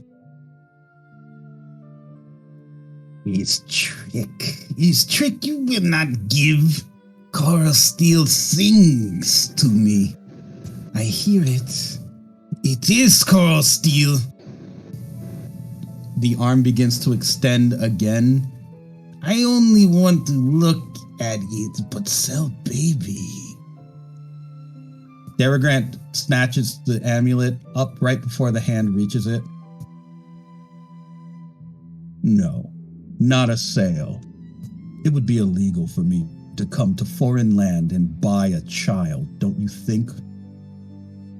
This is more of a donation to help you get on your feet, under the agreement that that child has a better upbringing with its kind, not here.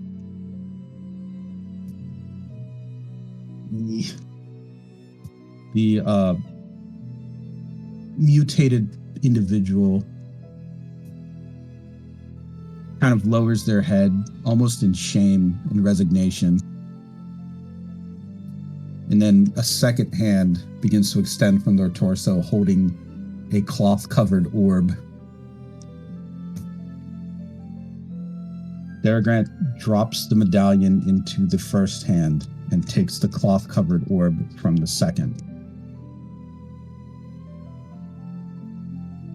He pulls away the cloth to reveal a basketball-sized small humanoid with an enlarged cranium curled up very tightly with outer shell armor and a very long tail extending from its spine wrapped around itself, likely for warmth.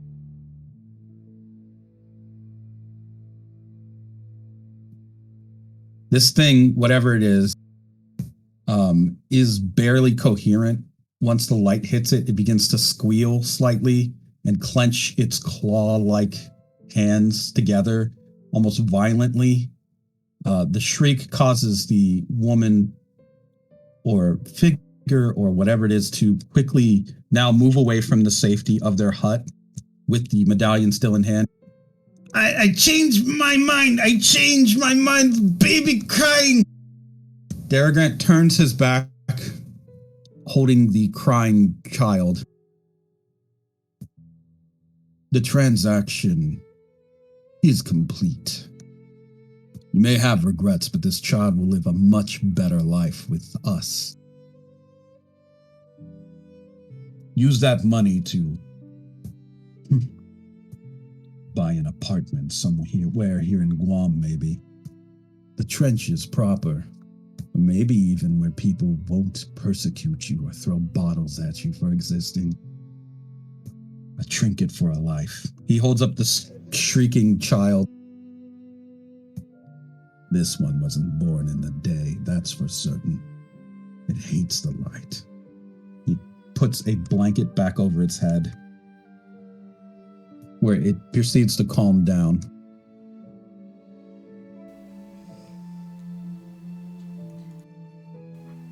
I'll be taking this back to Atlantis with me. Unless there's some sort of legal procedure for adoption that I need to follow. I think we can overlook the normal processes for this. Don't be ridiculous. You know how this goes. No barcode, right? Of course not. This is likely one of the children that wash up on the shore, and this one unfortunately came here. Happens all around the world. Children just washing up on a beach somewhere.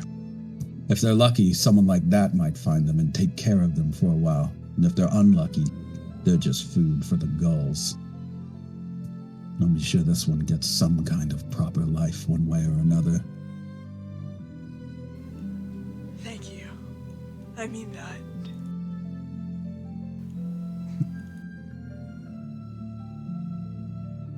Only in the outside world would I be thanked for buying a child from someone that's homeless and destitute.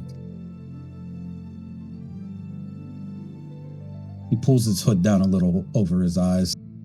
We should resume the search for your friend. Right.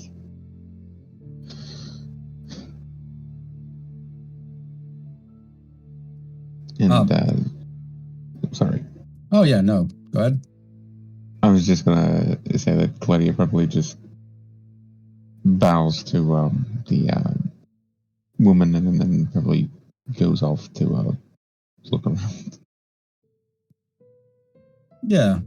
Further into the cove, kind of away from the area you were, there is another hut that looks like it was recently erected, seemingly from materials that started out as for building a tent, but eventually just whatever they had around, tarp.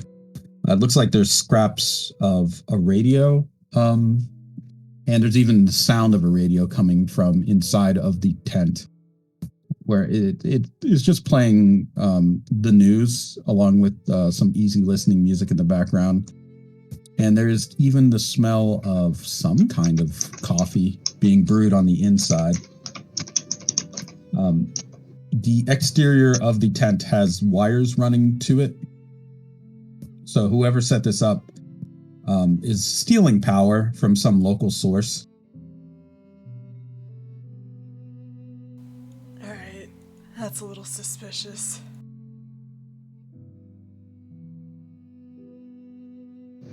Very. I think that's our guy. Feel like knocking.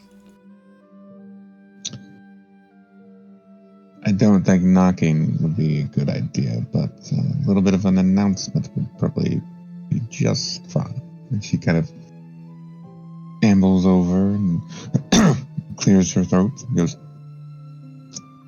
"Hello?" There's a moment of silence and you can hear the radio being turned down. And then a hand pushes aside flap of the tent, but hides a face behind darkness. What do you want?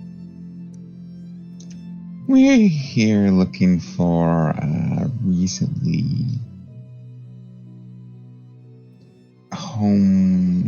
homeless man. He's our friend here, and we've just been wondering where he went. That we had an inkling that he might be around here. I think your friend's dead. No one like that here.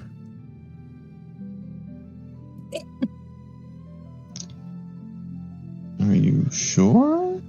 She kind of looks at the face hidden behind darkness. It's just that this seems a little bit recent, and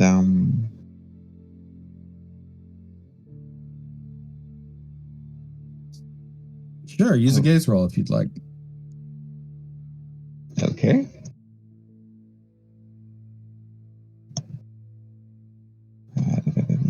Let's see.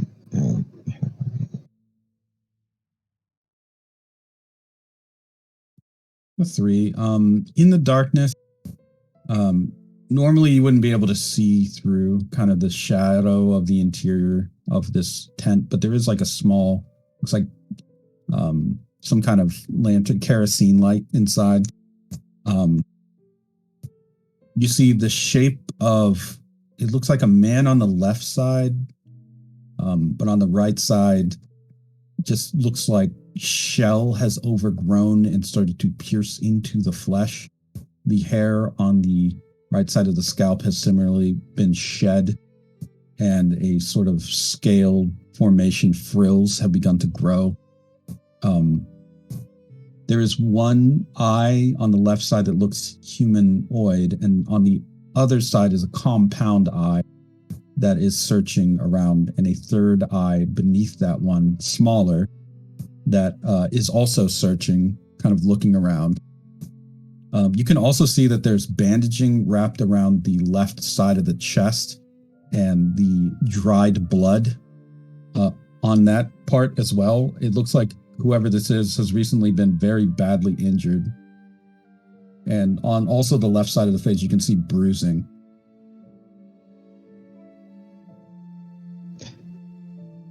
Seems like you went and got into kind of a scrap recently. Someone giving you trouble? The figure is given pause. If you are here to kill me, just do it. No one-liners or jokes. Go ahead, really. I'm not here to kill no one. Might as well.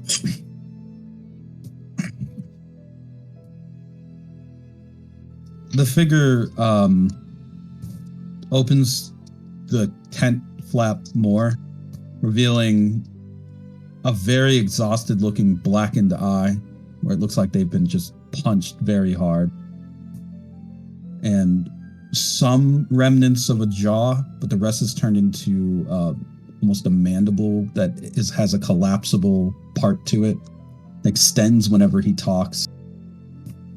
There's also part of a nose left, but it seems to also have blood caked to it or dried. The blood itself is not even fully red. It's somewhat violet as well. But from the one half of the face that you can see, despite the mutations, it does look like Dr. Rob Tom. Oh boy.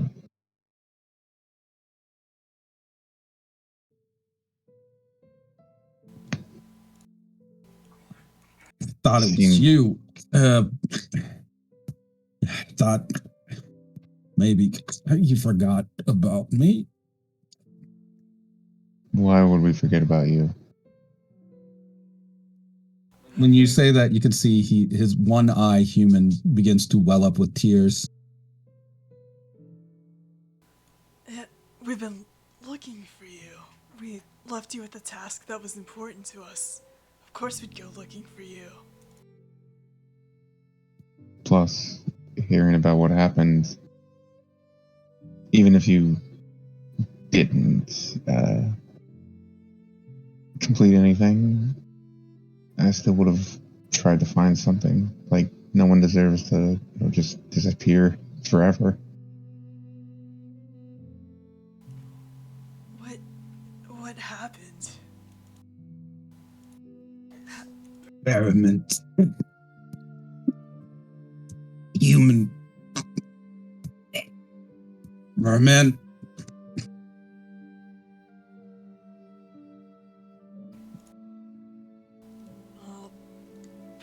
But why?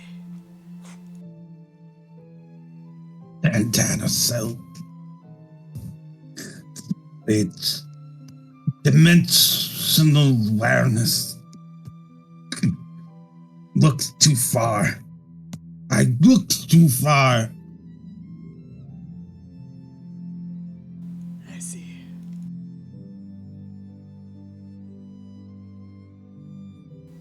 Why don't you come back with us?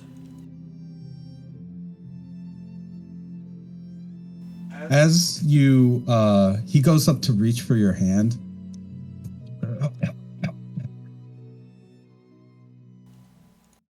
And a single silver needle flies into the middle of his forehead and sends him flying back into the tent.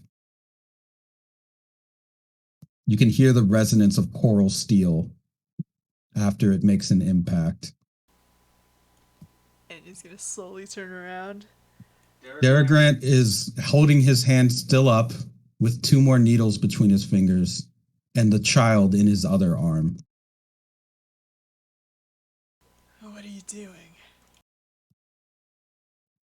It's obvious, is it not? Someone like that doesn't need to be alive, doesn't need to leave evidence. As far as you all are concerned, you never found him. And if you go against this record, then I'll have to eliminate both of you right here. If you think for a moment that I'm going to allow Atlantis' security to be compromised by this hybrid freak, think again, Odin. You may have left a life, but I never did. Trace understands this. Maybe it's time that you did too. Fall in line or die. Your choice. I follow the law of the land, and you should know, I have it on good authority that merman and human hybrids don't live very long.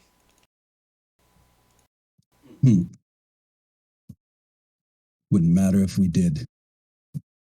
Besides, I just happened to drop one of my pen knives into that poor man's skull.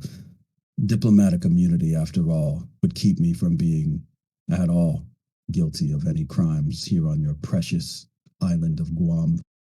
This wreckage of a place that it is. Enya looks angry, but she goes to check on Dr. Rob Tom, or see if he's got a pulse. When you move towards him, another needle lands right by your feet. Hey, I warned you. can I warned. Maybe that was too much. Maybe I shouldn't have given you the warning. I thought it would be good as a professional courtesy, just to give you the heads up. But I see that was a mistake. Look, let's still be diplomatic about this. I'm just gonna confirm if he's alive or dead. Unless you want to do that. Do that and I'll make sure that you don't get home to make that confirmation to anyone in person. I won't have this leaking. Any information on this man needs to be destroyed before I leave the island, and anyone who claims that they know anything about his work or how he got to be this state needs to be eliminated as well. Atlantis didn't send me here to make friends. Atlantis sent me here because there's a security concern here on Guam. Powers running rampant, mutants appearing, pearls made of blood, demons running amok, and our people, the largest group of mermen outside of Atlantis, are subjected to it on a regular basis. You serve the powers that enforce the power structure here on the island, the hierarchy. Why would I trust you, either one of you, to handle something as sensitive as this? No, this man's body needs to be disposed of, and if possible, I might even bring it back with me. Now, like I said, you can play along, or I can find alternative measures, but your compliance isn't necessary to the success of my mission. He means it, Claudia.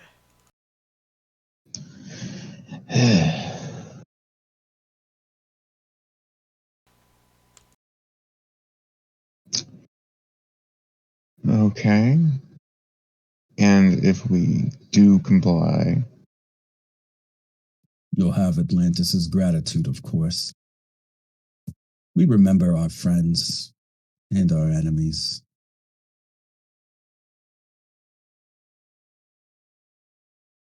You can hear a sort of, as he's talking, a choke, causing Dara Grant to twitch and raise his hand full of needles again. Really?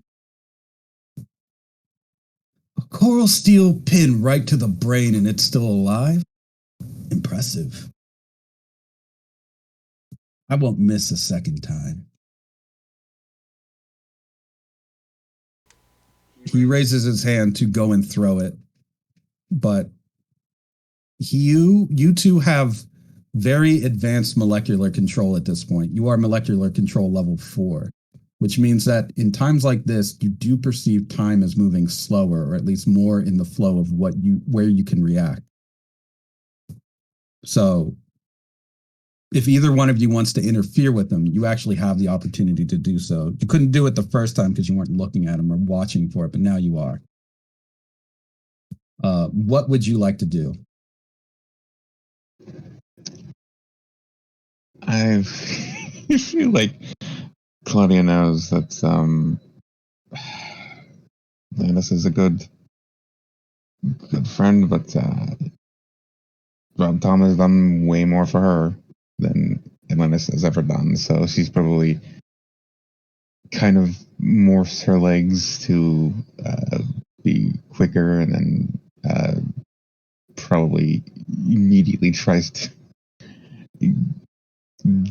run in and get Rob Tom out of there.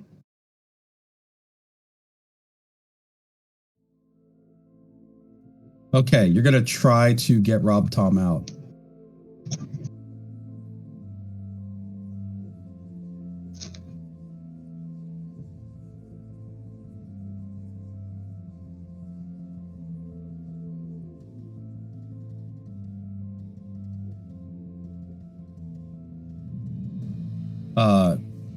You will have to roll against this as it comes in.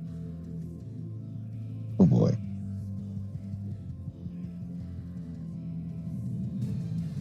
You have a lot of different options available. It's just a 3. So if you're trying to outspeed it, you can just give me a speed roll. Yeah, I imagine she's trying to outspeed it. Because I imagine her legs are like, I guess, kind of morphed into, I guess, kind of like Parasite, where it's like morphed into deer legs or something like that. Just moving as quickly as possible to. Let's see. Oh my god, I am re-rolling that. Whoa! What's your invoke? She is invoking. Let's see.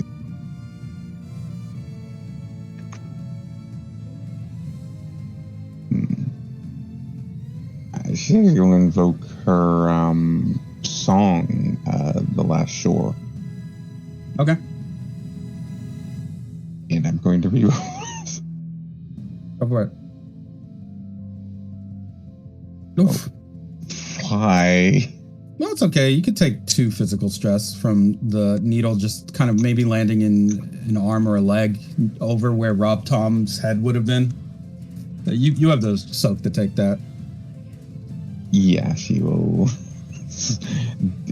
definitely soak that and try to get the fuck out. Okay. Although I will say he has a weapon rating of 2. So it's actually going to be 4 physical stress. Okay. So yeah, you're able to kind of get to Rob Tom and start. You want to just start moving him away, right?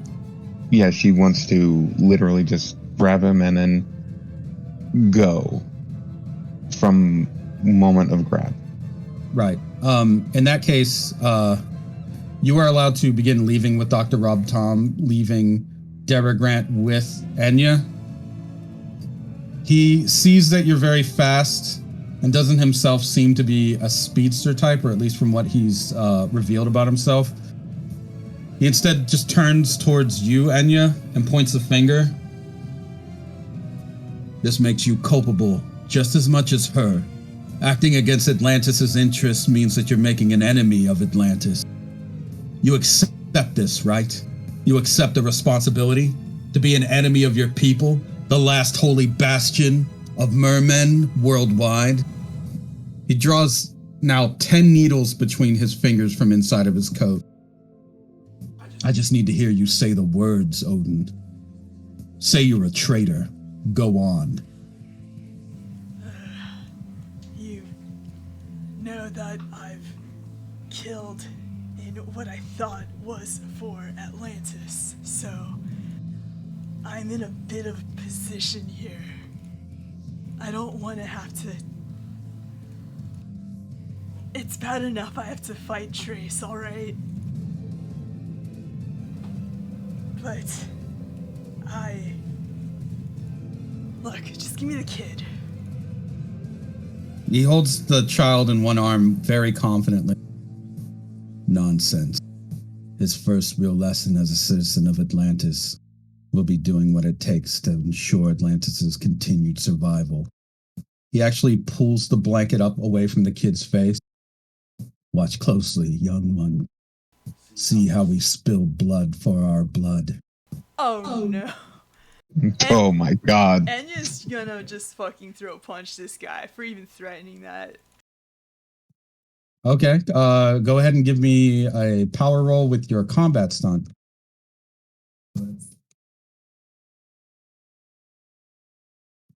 Well, you know, we could just consider it to have a +1, however you do it.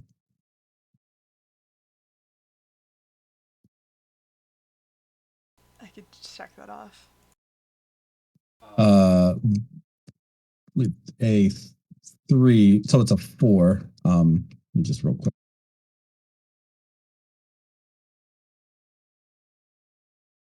Oh, I can minimize it to show that I used it. Cool. So blow for blow, you come in with a punch. You can see him lean back and kind of lock his wrist with your wrist, pushing your punch away. Very, very, it's like a glidey motion almost. Look, there's clearly innocence involved. I need to do what's right for this one right now, so if you could set him down, that would be great. You mean this child? He holds the child up now into the air on one hand. Before you came here to Guttertown, you didn't even know that it existed and probably didn't even think to look. The truth is that you could spend your whole life searching through the trash for all of those who have been thrown away into it, like this poor soul. You could spend your whole existence trying to undo the suffering that the world has wrought upon our people, but that would just be reactive. You would just be following the trail instead of making sure that it doesn't happen a second time. That's a problem with police like you. He lowers the child. The conditions under which this child were brought to this place, the reasons it existed here amongst this trash and ruin, you'll just continue to enforce those systems because it's the law of the land. You won't give a second thought to it, as long as you don't see it right with your own 2 eyes. I, on the other hand, he looks down at the child. I see this sort of thing all the time in my dreams. Oh, okay. As soon as he puts down the child, Anya's gonna come at him again. Oh, he doesn't put it down. Oh, He's still holding it. He just lowered it from the air. What's the matter? You afraid to strike me in the event that you miss and hit this child? Then I guess you'll just have to die. He just throws needles right at you, like a whole hail of them. Alright. Invoking that he is a Atlantean enforcer. That makes his 4 a 6. You have some rolls if you'd like to fight against that. Might as well.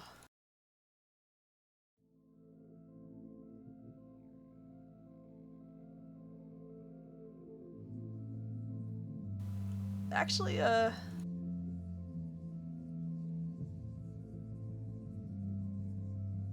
mean, you can soak. I believe it would be something like 4 damage if you want, or you can just invoke. You can invoke your skull and take no damage. I believe.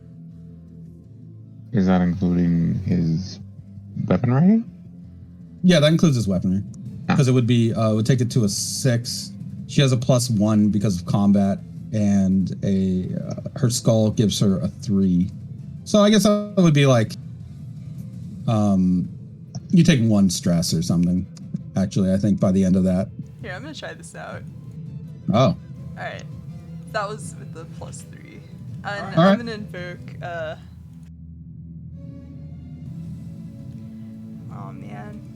No, you're good. I mean, you just take one physical stress. And you already invoked by doing that roll. You invoked Skull. Oh, that works, yeah. Forget that is an aspect. Okay, so your very tough armor, maybe even a combination of that and Holy Diver, were able to stop the needles from just piercing through. It looks like almost a profile of your skull, the way that they're placed along whatever you blocked with. Darogrant sees this, or rather, how do you defend yourself? I'm just gonna say Holy Diver's shield came out just for simplicity. Okay. And maybe she like got all bonied behind it. When you lower the shield after blocking, Darogrant is still standing there with his sort of body turned, so you can't see where the child is, and another handful of needles raised to throw at you. There is like an almost strange aura that he has, powdery, seems to be blowing off of him. Oh. She's just gonna push that shield into him. Okay. You push the shield into him. You completely collapse him. He breaks, shatters, crumbles. This was not Darogrant. What the hell? This was the exact same trick that Trace uses of using a body double off of a torn off arm. She's gonna look down. You just see what is like basically the strange calcified remnant of Trace's or of Darogrant's decoy. He is gone with the child. There's nothing left of him. He has escaped. What an asshole. Anya's gonna let herself have a bit of a fit and tear up the hut. All right. And then she'll like chase after Claudia. Claudia, yeah, you have been running for some time with Dr. Rob Tom, but nobody was pursuing you, so you're able to get him back to the cruiser. He is currently dealing with a needle through his head, but because of his merman physiology, it didn't kill him. She has no idea about how first aid works, but she'll look for a first aid kit. Yeah, it's difficult. Like you probably have never dealt with something like this as far as like you've done first aid before. Every police officer is required to get some medical training so they can like treat people at a scene. This guy, aside from the needle through his forehead, also seems to have looks like a very large knife slash wound that he had covered up on the still human part of his shoulder. It looks like he's been beaten very badly with blunt force to the face and head. And his leg is also kind of like twisted a little. It looks like it broke and then reset wrong. Ooh. I guess she's just gonna try to. She's probably gonna put Ice Peak on speakerphone and be like, "Hey, how do you fix all of this?" And just like text a photo of Dr. Rockdom. Is that who I think it? He needs to be splinted. He needs blood immediately. She'll start working her through like the worst. The worst, like just triage, and then tell her to get him immediately to Rivers, because I don't think a normal hospital would know what to do. Likely not. No. So, Off in the distance, Claudia might be able to hear Anya roaring, and then like stomping to catch up. Okay, so you all have like kind of a limited amount of time to catch up and do anything involving this scene. I'm sure Claudia and Enya would inform you, Ice Peak and Mikey, of what has happened. Are there any actions that you would like to do, or you would like your squad to do? I don't have the sheets for squad yet, but I can make rolls based off of the information I have for them. Like you can put out a bulletin to keep an eye out for Dara Grant. You can go personally search yourself. You can obviously help to attend to Dr. Rob Tom's wounds to transport him safely. Actually, yeah, can Enya put her squad on looking for the missing diplomat? Oh yeah, that'll be probably not easy, but it can be done. Or an all points bulletin makes sense. Yeah, an all It's points huge. bulletin. Let's just set the difficulty as follows. To escape the what is it? It's the Mikey squad. It's not right.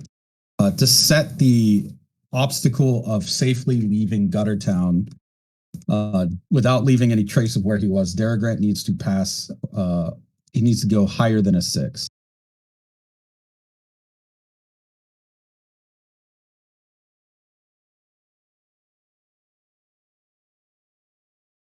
So let's see how he does.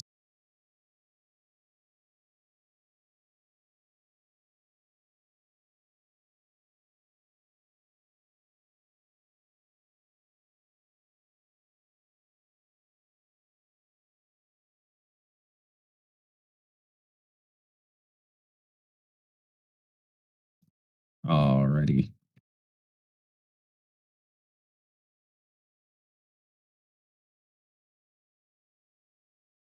Oof.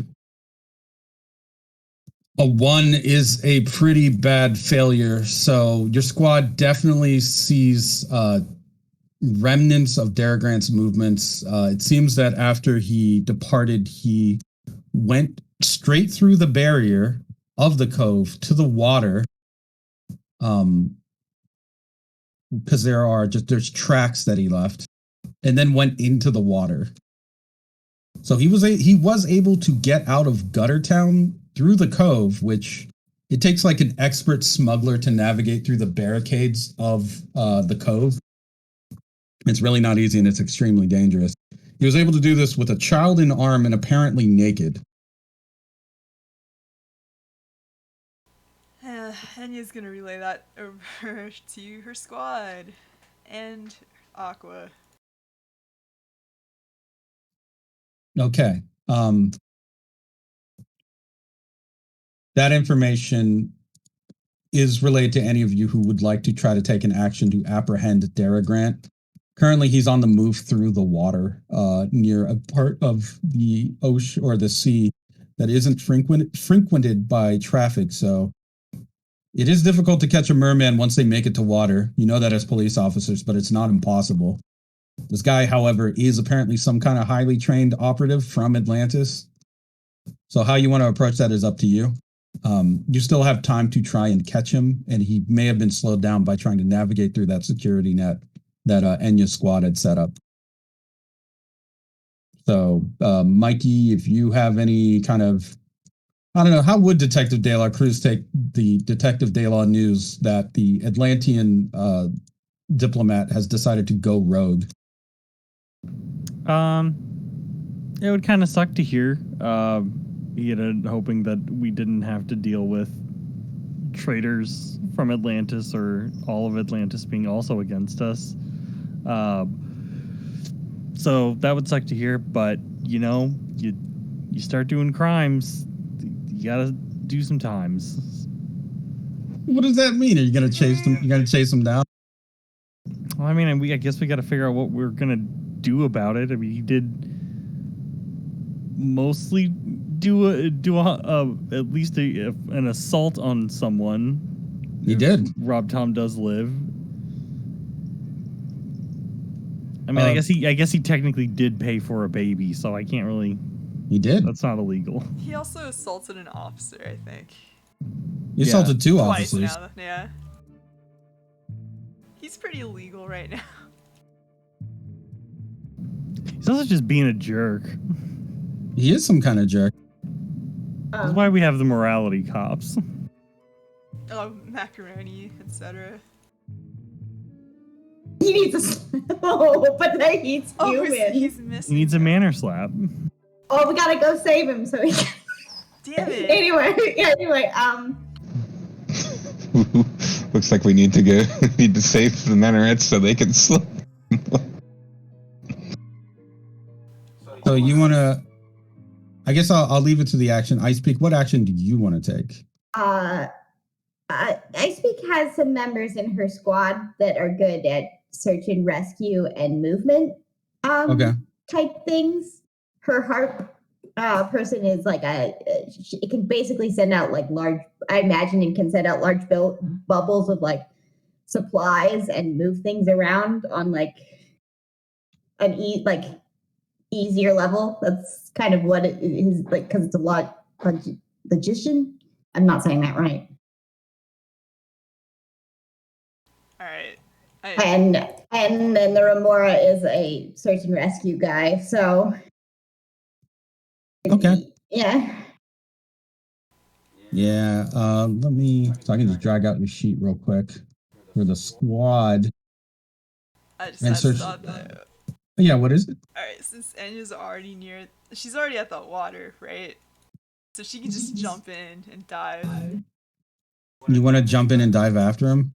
Yeah. So here's the thing, like, so liquid light doesn't have any friction, like it doesn't. That's not a bother to it. So could she just like take out her stand and just kind of envelop herself in the liquid light and just swim that way? Yes, absolutely. You want to swim towards him, or what direction you think he went into, based on info you've gotten from your squad, at a high speed. Yes. Okay. There is something else. If you were to turn sideways and surf on your sword, Oh my god. you could emulate the high speed of Trace Thorn, combining Diver Down with a technique that you've recently become acquainted with. And it might be cooler. Okay. Sounds kind of radical. Yeah, radical's the word there. Okay, give me a speed roll.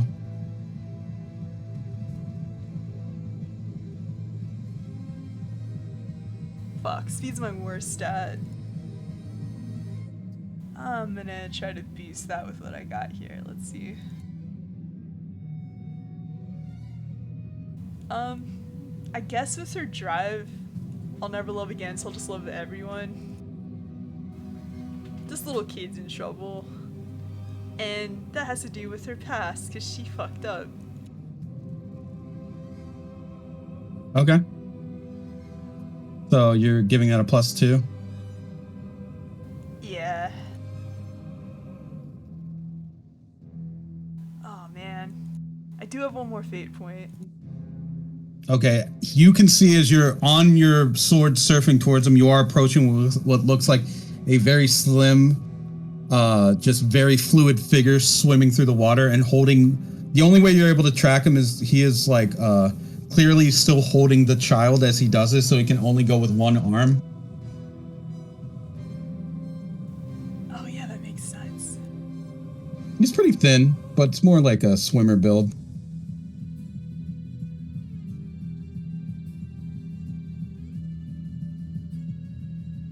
I still need to meet that though to catch up to him, right? Well, you already spent one fate point, so you would just need to spend another fate point to do that.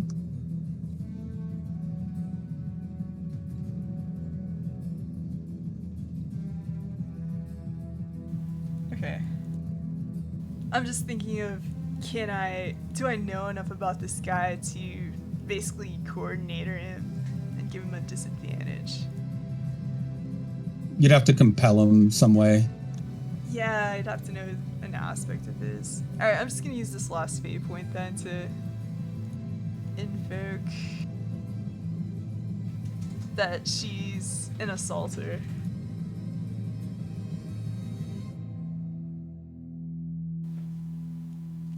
Obviously to +2. Okay. In that case, you're able to how do you overtake him as he's trying to swim? He's swimming at an incredibly high speed, but you're able to catch up to him. Man, just dive into him. Like right into his body? Yeah. Okay. In this form, after he shed armor, he is vulnerable a bit, so you're able to at least put a halt to him or inflict 1 point of stress on him. However, because he's a trained Atlantean enforcer, it doesn't seem to bother him much. Instead, it just causes him to sink very deeply into the water and then quickly fly up out of it and land on a small rock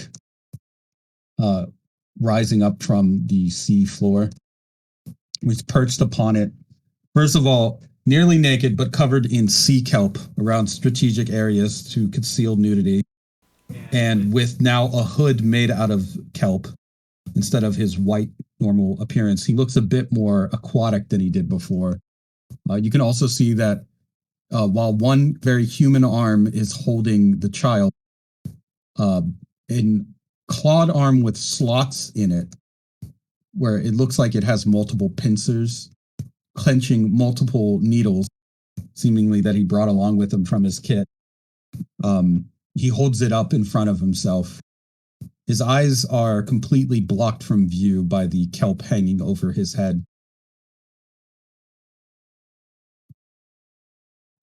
He clicks his claws together once, or his claw together.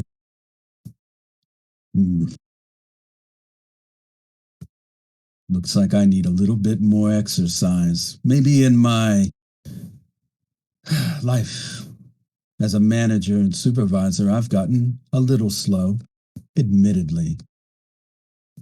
You decided to chase me all the way out here, Odin? Of course. Did you just expect me to let you go? Hardly. I just didn't want your blood to spill on Guam soil. You deserve better than that for your service to Atlantis, even if at the end you decided to be foolish, to throw away your life for the law of the land. The transportation of Danny is far more important than any kind of hybrid freak as a result of science and man meddling where he shouldn't. Atlantis' secrets must be kept and guarded at all times. And if anything were to be found about a hybrid animal, merman, creature, it would be a problem. You have to understand, he goes to stand up entirely, still covered in a very thin kelp loincloth. This sort of news would cause revolution around the world. Imagine, suddenly there's no barrier between humans and mermen, nothing to distinguish us from one another. All those hungry, poor, starving humans suddenly think they'll have a claim to Atlantis' glory. All that we've built up to protect ourselves, all that we've made to establish our place in the world, one place where we are not hunted, where we are not slain, where we are not feared. To open the doors to those animals is unacceptable. And I'm sure the elders in Atlantis would agree with me on that. If you're smart, you'll make sure that that doctor of yours dies on the ambulance ride before you can tell anyone what happened to him. But if you're stupid, and the fact that you're here means that you are, then you'll just choose to die. Derek Grant, this isn't the only human merfolk hybrid I've seen or dealt with. He's just one. There's a lot more, and if you play your cards right, I might even tell you about them. Interesting. No, you'll tell me about them whether you want to or not. You see, I've spent a little bit time with the boys down in the blood department making sure that each of these needles is coated with just the right mixture to take down someone like you specifically. Because I knew that you'll never really change your colors. You'll always be some kind of rebellious upstart, some bleeding heart. Even after all that time working in the shadows, doing Atlantis' bidding, all those complaints and moral problems that you had, useless, by the way, useless indeed. I knew I would have to deal with you. I didn't even think that I'd be able to leave Guam with you alive. And I was right about that too.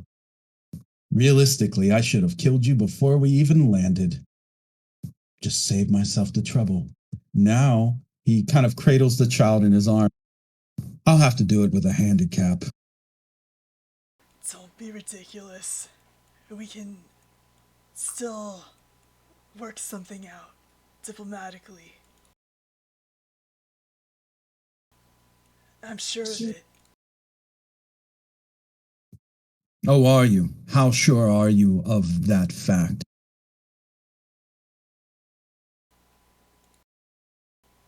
She does pause. Enough to stake your life on it. My life's already being put on the line here with this whole escort, so yes. He lowers his arm. And I'll do you a favor of telling you something you should have heard back there at the cove. One of the needles, one you missed, was coated with a very special poison, slow acting, enough to kill you within 24 hours. I'll humor you. Come back to shore. We'll talk it out. But if you or your friends decide to arrest me, if I am killed, or if anything happens to separate me from this precious child, then you won't know anything about the antidote and it will destroy you on a molecular level. Your cells will just break apart.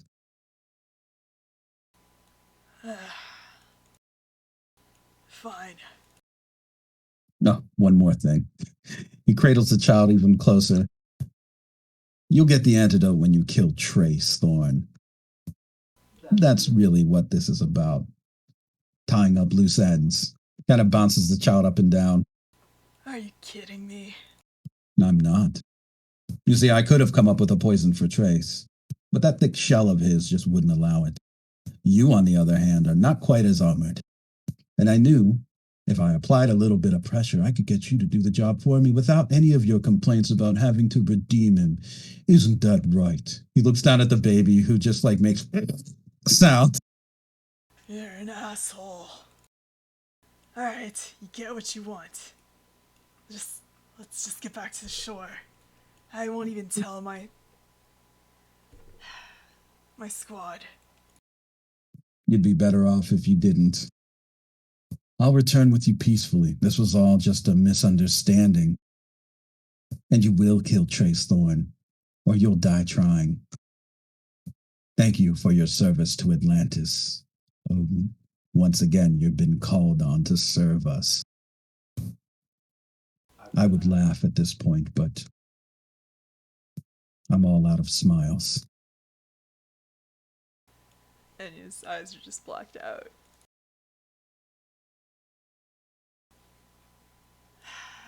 Yeah, you need help getting back or what? He just looks at you almost with disappointment as he just drops back into the water with the baby. Yeah, I didn't think so. So you have successfully brought back Grant, but according to him, you've been poisoned. If you do not complete a request for him within 24 hours, according to him, you will die. And he still has the baby. Of course. So, I assume they meet up. Back on the shoreline, Grant is now wearing a full robe of sea kelp that begins to bleach out around him until it turns into the familiar Atlantean white, looking almost identical to the outfit that he was wearing when you first met him. It is just a white robe with a hood. Uh, there is also some of the kelp has been changed and formed around the baby to it now also wears like a white robe with hood.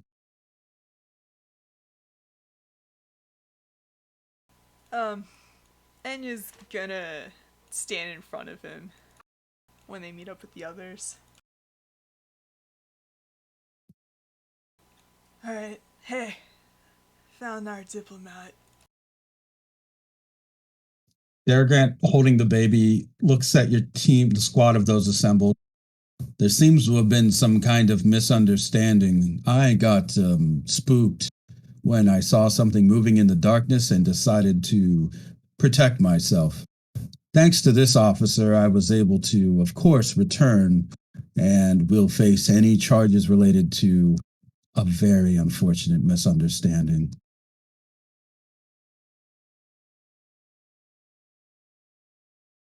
I mean, anyone who's there, anyone who wants to be there and present can be. It would be assumed that at least Claudia, with the help of Ice Peak, could help stabilize Dr. Tom in time to wait for an ambulance or medics to arrive to transport him to a facility. To get a better idea of how good of a job you could have done, Claudia, give me a mom mode roll. Okay. And I'm just gonna assume you're stunned for this. Okay. You are definitely trying to console a very rattled Dr. Rob Tom. All right.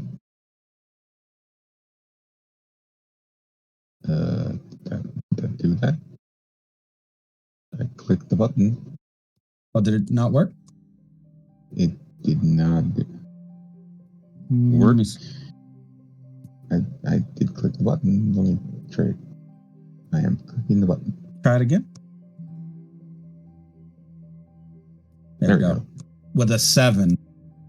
Your combination of being a caring and compassionate human being, along with Ice Peak's kind of excellence at doing field medic work, combat medic work, means that you're able to successfully not just save Dr. Rob Tom from further injury, but allow him a moment's peace from the torment of his warped body to actually pass out and fall asleep.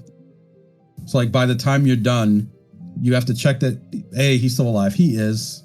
And his tortured breathing and his closed eyes indicate that he must have either passed out or finally found rest. Thanks to your care and your quick thinking of moving him out of an emergency situation. She probably herself breathes a sigh of relief that she's been holding in and just goes, fucking asshole. Fuck. The coral steel needle that had gone through his forehead seems to have missed vital brain, or at least you can see that parts of the wound are starting to shut on their own, just like a merman's regenerative abilities, although it's not quite clean. He is some kind of hybrid that is not as much in control of his molecules as you are. So it could be a while, and you can already see that it's trying to fight off, his whole body is trying to fight off infection, as evidenced by both the smell of kind of some of his open sores, and he's like leaking a bit, different chemicals, a brownish, greenish fluid along with his violet blood. Question, is violet blood normal? No. Okay. Because I was like, is it the is it possible to collect some of that violet blood without actually like hurting him in any way? Yeah, you just would need a sample, like a little test tube, or who has those is good friend Detective De La Cruz usually keeps a bunch of shit on him to collect evidence and samples. So is it to be assumed Mikey would have made it to the scene? Yeah, if we'd found Rob Tom, I feel like that we would have all shown up. So yeah, he would have been able to show up, and if she points him in a direction, he'll start collecting. Yeah, she will point him in direction to start collecting some of that is biomaterial that is leaky. All right. Collecting that material, Mikey, you have like maybe seen something similar to this, though it's hard to say. Back when you had, I would say that when you had the parahelions kind of growing on you, that your body did discharge some weird stuff as you were healing. This violet fluid is a much brighter, I would say, concerning fluid, but it does look somewhat similar to when something has been altered with biological engineering, basically. Like it has that kind of look, similar kind of almost, you could call it science blood or something, or gene altering blood. But either way, this mutant blood, you've seen it before. This is a way higher concentration than whatever's going on in your system, and I'm not sure how much of a chemistry background does Mikey have. I would say a pretty decent one. I don't know exactly what it takes to be a forensic scientist, but I feel like there has to be some level of chemistry. Yeah. I would say with blood like this, just at first glance, it seems like it is. This can occur in certain life forms when they produce too much of a set amount of chemicals, usually some kind of acid or corrosive, and begin to kill off some cells at an alarmingly fast rate. This sort of thing usually happens when a merman is fighting off a particularly bad infection, but it never at this kind of, it's always like just a purple tinge occasionally because of the chemical traces that are involved with like merman physiology. In this case, it's almost like, it would be like looking at like cutting someone's arm and then like just snot flows out of it, more or less. Like this is way too much dead cell and like cellular warfare going on in someone's system. This man is heavily, he's dealing with a lot of, either he's dealing with a lot of internal infection, or it's almost like his body is trying to reject itself. And both of those aren't good. I think he would very quickly deduce all of that and like kind of in a flow or like stream of consciousness as he is making these discoveries is explaining it to Ice Peak, because he knows she is more doctor than him and could possibly think of what to do with this, because you know there are things that we do as humans to help people whose bodies are rejecting themselves, or like transplants and things like that, but fish people may not have that. Well, I do imagine Ice Peak is a blood expert. If there's one thing she knows, it's probably blood. Do I feel like this is like an antibody thing where his body is like fighting itself? Yeah, you would, with the information given to you by Mikey and what you know of, maybe even have seen of Dr. Rob Tom from information provided to you by Claudia, like you would be able to put 2 and 2 together on that without like a roll. You're smart enough. Okay. What's the usual like procedure to assist someone whose body is eating itself? Usually sealing them in some kind of chamber and then kind of flooding them with various minerals so that they basically have no choice but to bad blood out, good blood in, or bad blood out, nutrients in. Would like a transfusion from a merman help? Depends on the type of merman. Ironically, a blood type merman would be the most effective in this situation. I guess it's ironic. But otherwise, I mean, it would just mostly help to stabilize him. Yeah, I guess I would try to figure that out for him. Sure, come up with like a medical plan of action. I would say the combination of your medical knowledge and kind of the fast actions of your team here in Aqua have likely made it so that he won't die, at least.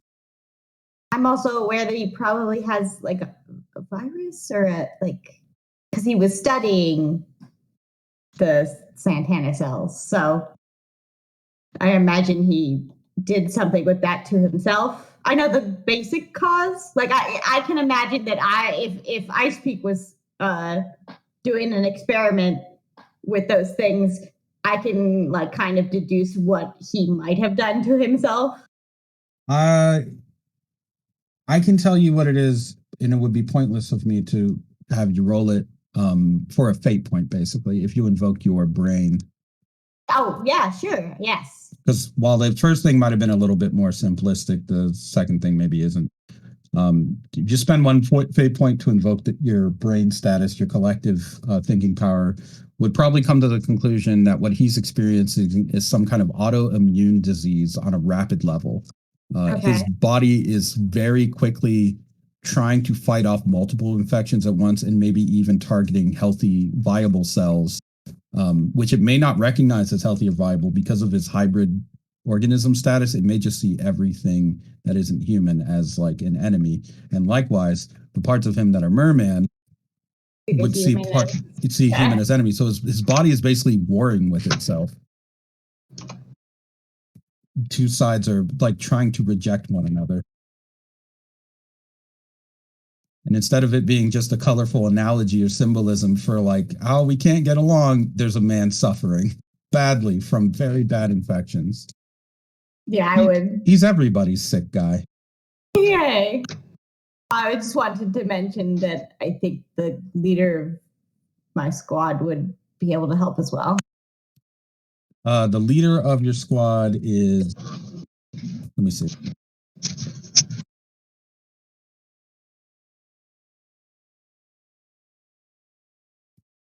Oh, I hate these sheeps. Is the deep sea Leo Lochme, the abyssal jellyfish. Yeah. Okay. Let's give it a roll then.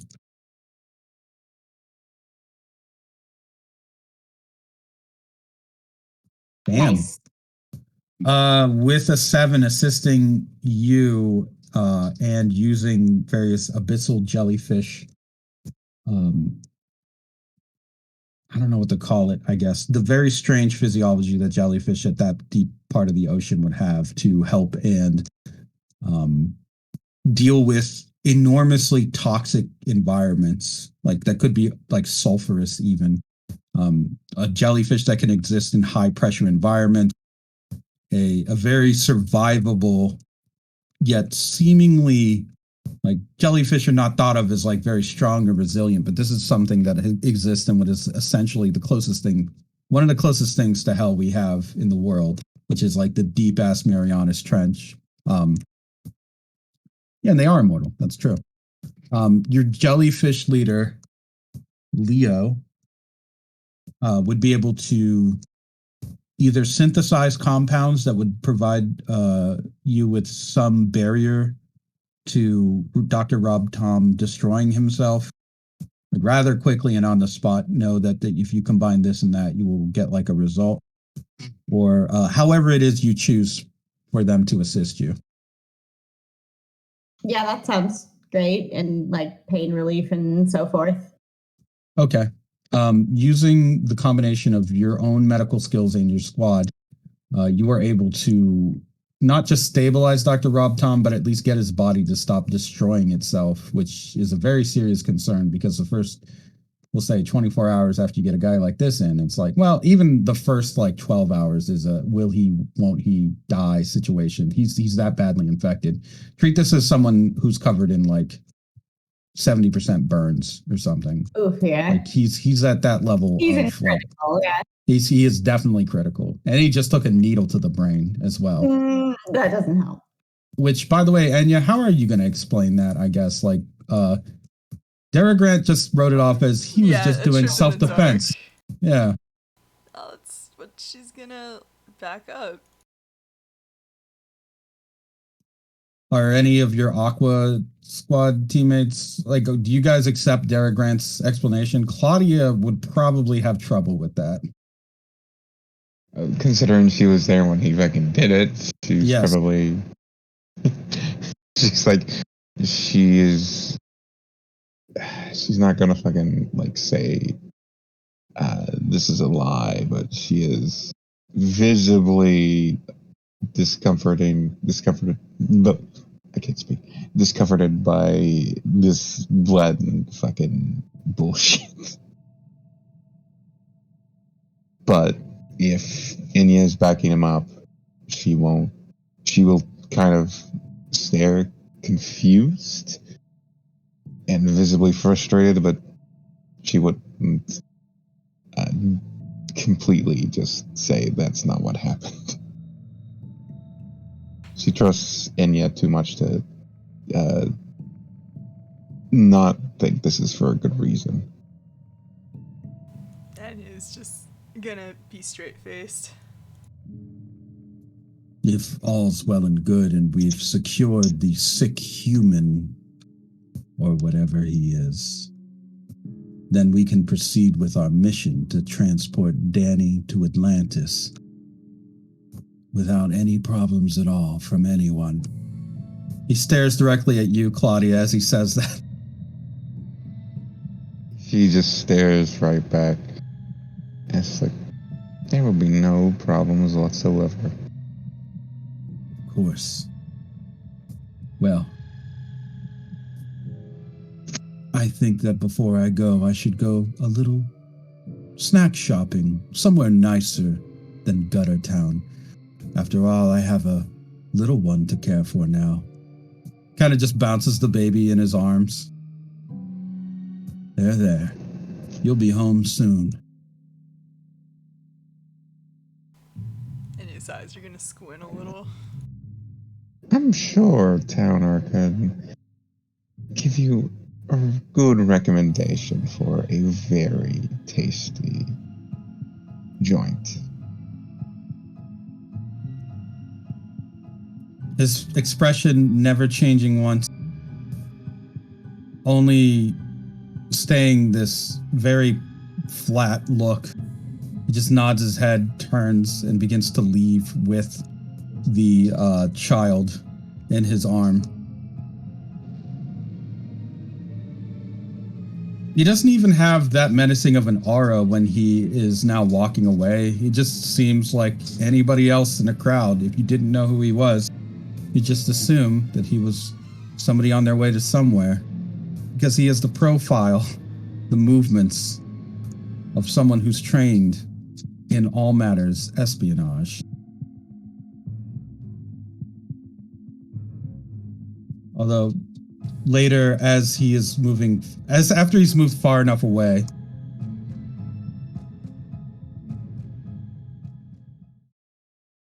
he stops.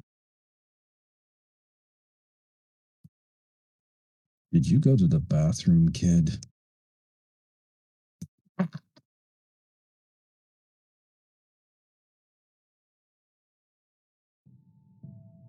He looks back over his shoulder.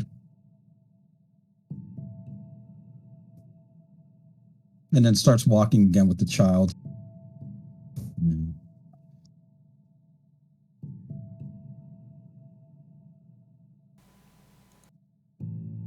He has made his way towards your police cruisers, where he will be waiting to be returned to the station. For now, your group has found the missing Dr. Rob Tom, and according to Dara Grant, you have, you will now be in the, we'll say, actual phase of transporting Danny, or at least that's what he expects. Somewhere far off the shoreline. I'll say from where you're standing, only one of you could really see it. So, Mikey, give me a gaze roll to see if you can spot something far off in the waters where Darragant was swimming. It's a very quick movement, but it's large. Yeah, you see something silvery breach the water momentarily.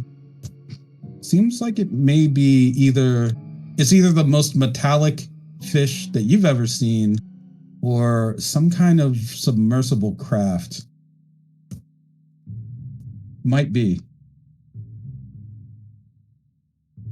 It seems he was making his way towards that direction, though. So, putting two and two together, it may have been his rendezvous.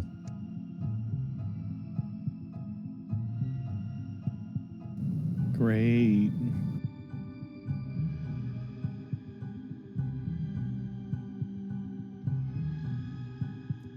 With all of that taken care of, though, you guys you've secured Dr. Rob Tom. You have now seen Guttertown, of course, and Dara Grant is out of character, you all know. A bit of a problem. Yay, Guttertown. I liked Guttertown. I do like that he is exactly like his twin in that they will both do the show. That was unexpected.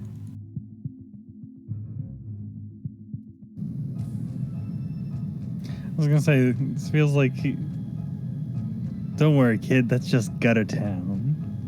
We walk away with our bloody nose, and that's it. The Chinatown thing? Yes.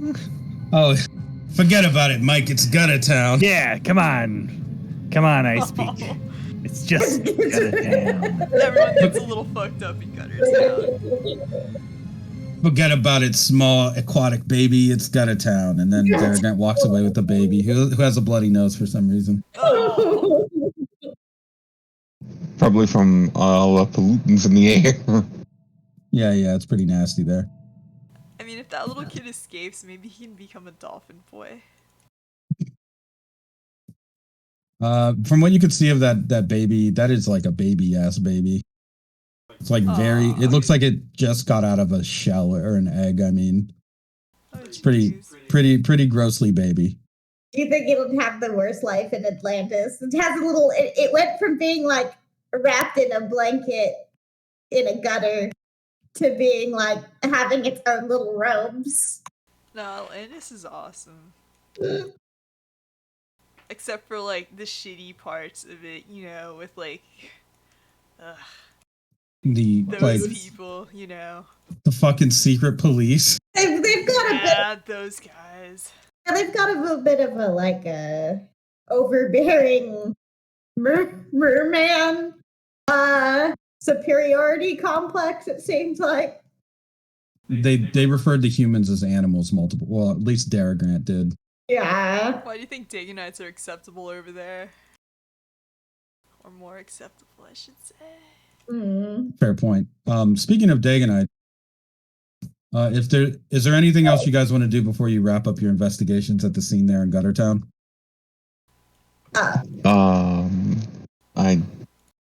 We could always check out the rendezvous point that he was approaching, maybe. I mean, if you go there, like basically at any point other than when Mikey glimpsed it, you probably wouldn't catch anything. Enya would be very well aware, however, that Atlantis does employ just basically, they're like almost like spears of the sea, these submersive vehicles that are made with coral steel, bladed, so that they can like pierce through obstacles and just like glide to where they need to be. They're very, very sharp and very, very quick and very, very hard to detect. So they're basically pilotable missiles. Just blade sword cars. Yeah, pretty much. Blade sword car that also goes underwater and can float on land. They're like hovercraft, basically. Those are awesome. Yeah, get you one today. See, guys, Atlantis rules. Just ignore these Atlantean supremacists. Just don't get part of the secret police that's serving Yeah, oops. That's why if you don't have any other part of your investigation here in Guttertown, then before we end the session for the evening, back at the station. It is doing like that tomato juice, just like a shot. She's gonna lift it up too, just thinking about 24 hours. Cheers, Trace.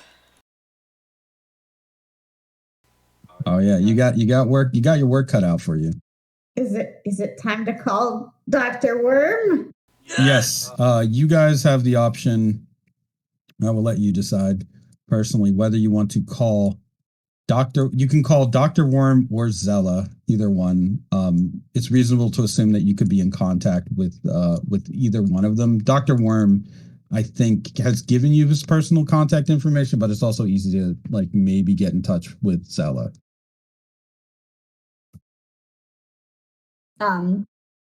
I Speak is definitely going to call at least one of. She has decided that if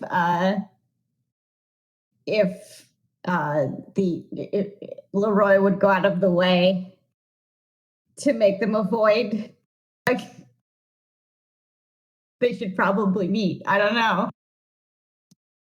Okay. A meetup. We'll just put it as a meetup because Mikey and I Speak haven't gotten to do a whole lot, I feel like. So a meetup in public somewhere might be fine if you can give them assurances that you will not just be waiting to arrest them with a lot of police. I Speak will open with hello, Dr. Worm. I hear you play the drums. Who is this? It sounds like Ice Peak. That will be correct. You are calling me because you wish to join my side of this fight. Understandable. Very few can resist my charms. Yes, I am the looker of the group, you know. Yes, although your charm's quite compelling. I am more appreciative of music.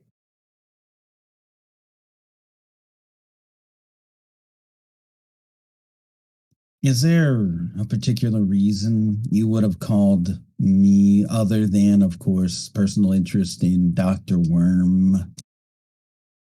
I wish to work with you, is correct. You want to work with a worm? Yes. Do your friends know about this? My friend Mikey here will also come with me, yes. Oh, that guy? He's just interested in poor sweet Zella. She's still recovering from the bullet hole he left in her. By the way, do you want us to return that to you as police evidence, or would you rather we keep it as a souvenir? He would like to personally apologize for that.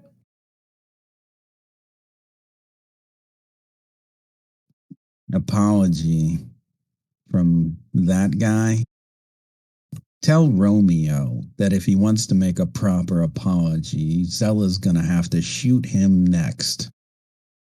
Mikey, they will shoot you and then forgive you. Yeah, I think if she doesn't have it on speaker, just I Speak just saying that, after only hearing just her portion of the conversation, just goes, oh, okay. He finds these terms acceptable. Really? He said that. His exact words were, okay. I'm bringing the biggest gun I have. I'm sure you can borrow his. It is very lightweight. No. I've got a special the natives on this island used to use when they were hunting for whales. It was a long-barreled gun similar to an elephant gun with a curled bronze inlay. They called it the Tide Turner. I bought it for $60 from a guy with a drinking problem.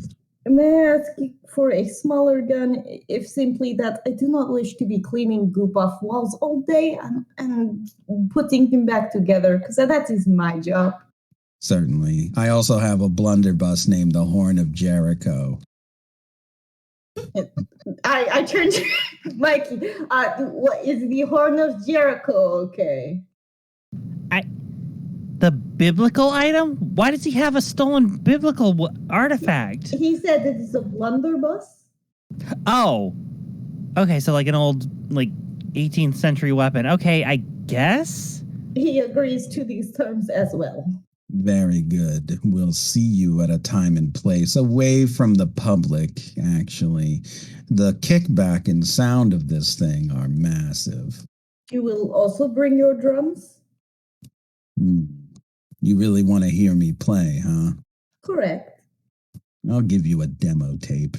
Hauling around a whole drum kit and this giant gun is a little much as I like my art. No, it's not the same. But I'm fine. Sorry to disappoint you. Oh, man. He just like takes a moment. Why am I disappointing? And then he hangs up. He just hangs up.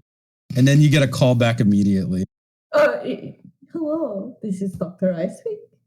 I didn't get a time and a location, unfortunately, and I can't have a meeting without those two things. You didn't hear that last part, by the way. That was my friend who does a good impression of me talking in the background. One eel will not tell the next. Very good. Name a time and a place and we'll be there. But don't double cross us. Don't set up a trap. And just so you know, I will have everything rigged to explode in the event that you try to get in my way. What I mean to say by that is I will have interns and assistants on hand.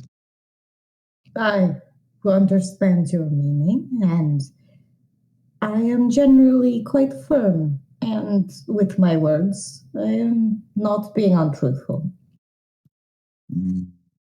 I speak, you hear it just sounds like a weird, almost like buzzing sound or some kind of like almost vinyl being rubbed.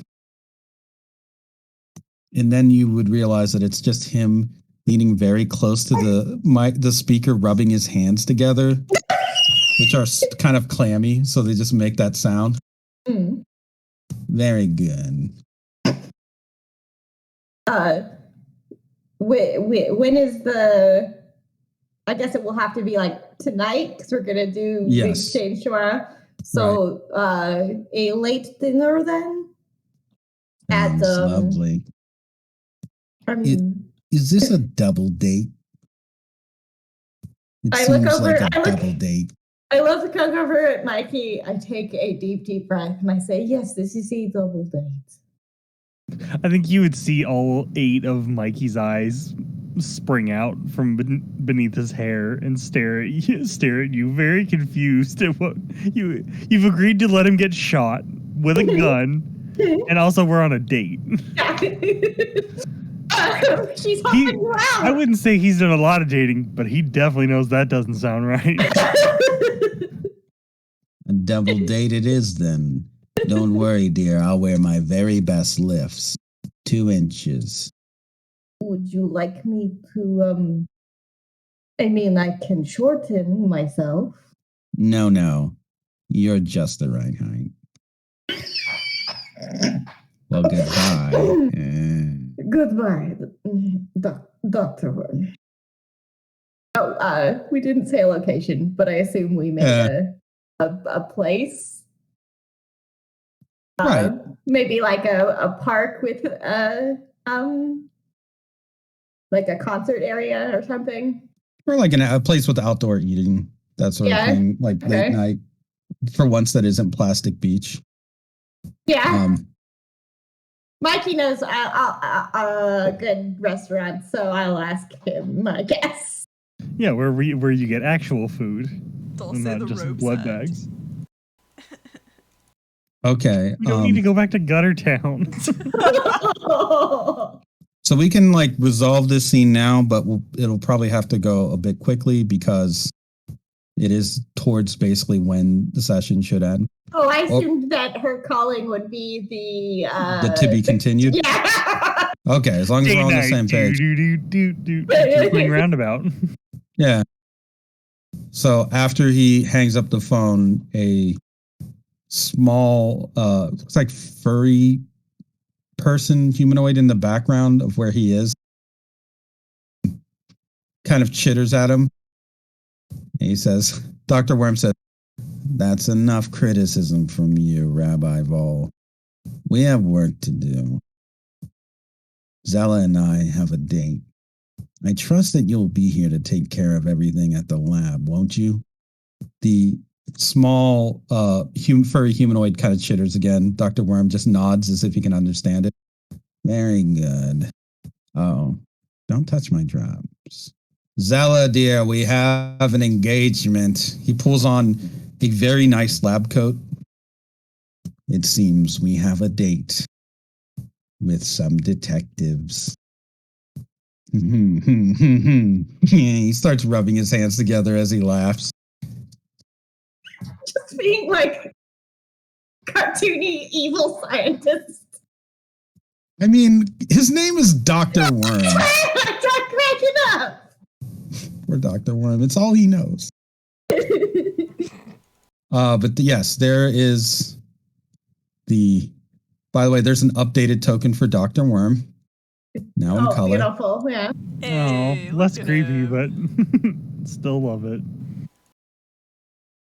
And Zella, who is still recovering, but also when Dr. Worm mentions a double date, you can see one of her eyebrows goes all the way up and the other eyebrow goes all the way down. Because she has no idea what the fuck this guy's talking about. It'll be a surprise then. So yes, next session, A surprise double date. surprise double date. And also, Enya has to kill Trace Thorn or die trying. Oh man. What will Imagine happen? fun. Yeah. So She these guys also have to go in. has a date Yeah, she also has a date. with death. Damn. Alright, Claudia, you need a date. She's a mother. She has children to take care of. Her date is going home and having like passing out, watching watching ABCs with her children or something. Rip. So tired, I'll bet. Claudia gets a knock on the door from KLP, who throws all of the bottlenose boys into her home Oh no! and says you have to watch them, and then leaves. Why? It's the anti-date. Just shovels all of the bottlenose boy, all these fat, stupid children into your home. Suddenly have Huff hitting you up for, what's your Wi-Fi password? I can't play my games. Oh no, please. I can't play games on my tablet if I didn't have internet. Speaking of anti, I like how it started out with Ice Peak, like, you know, inviting dance with the Antichrist, and then ending up with a date with Dr. Worm instead. Of course. Well, Dr. Worm's a handsome scientist, so it's different entirely. Leroy is just some old, used up, like fucking He's old and ballet busted. dancer. He's old and busted. Dr. Worm's a new hotness. Okay. No one asked why a guy who couldn't be older than 25 looks like he's in his 50s. I assume he didn't apply a lot of sunscreen. No, he chooses to look like this. There's So that actually people know he's more esteemed as a doctor. Nobody trusts a 25-year-old doctor. Yeah, he looks older so that he can be more scientist-like. it's funny that you mentioned that.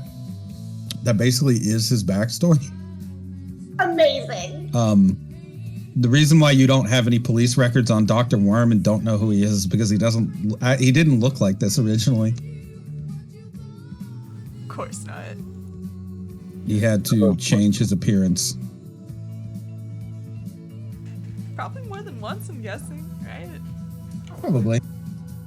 But he seems very comfortable being a very wormy man.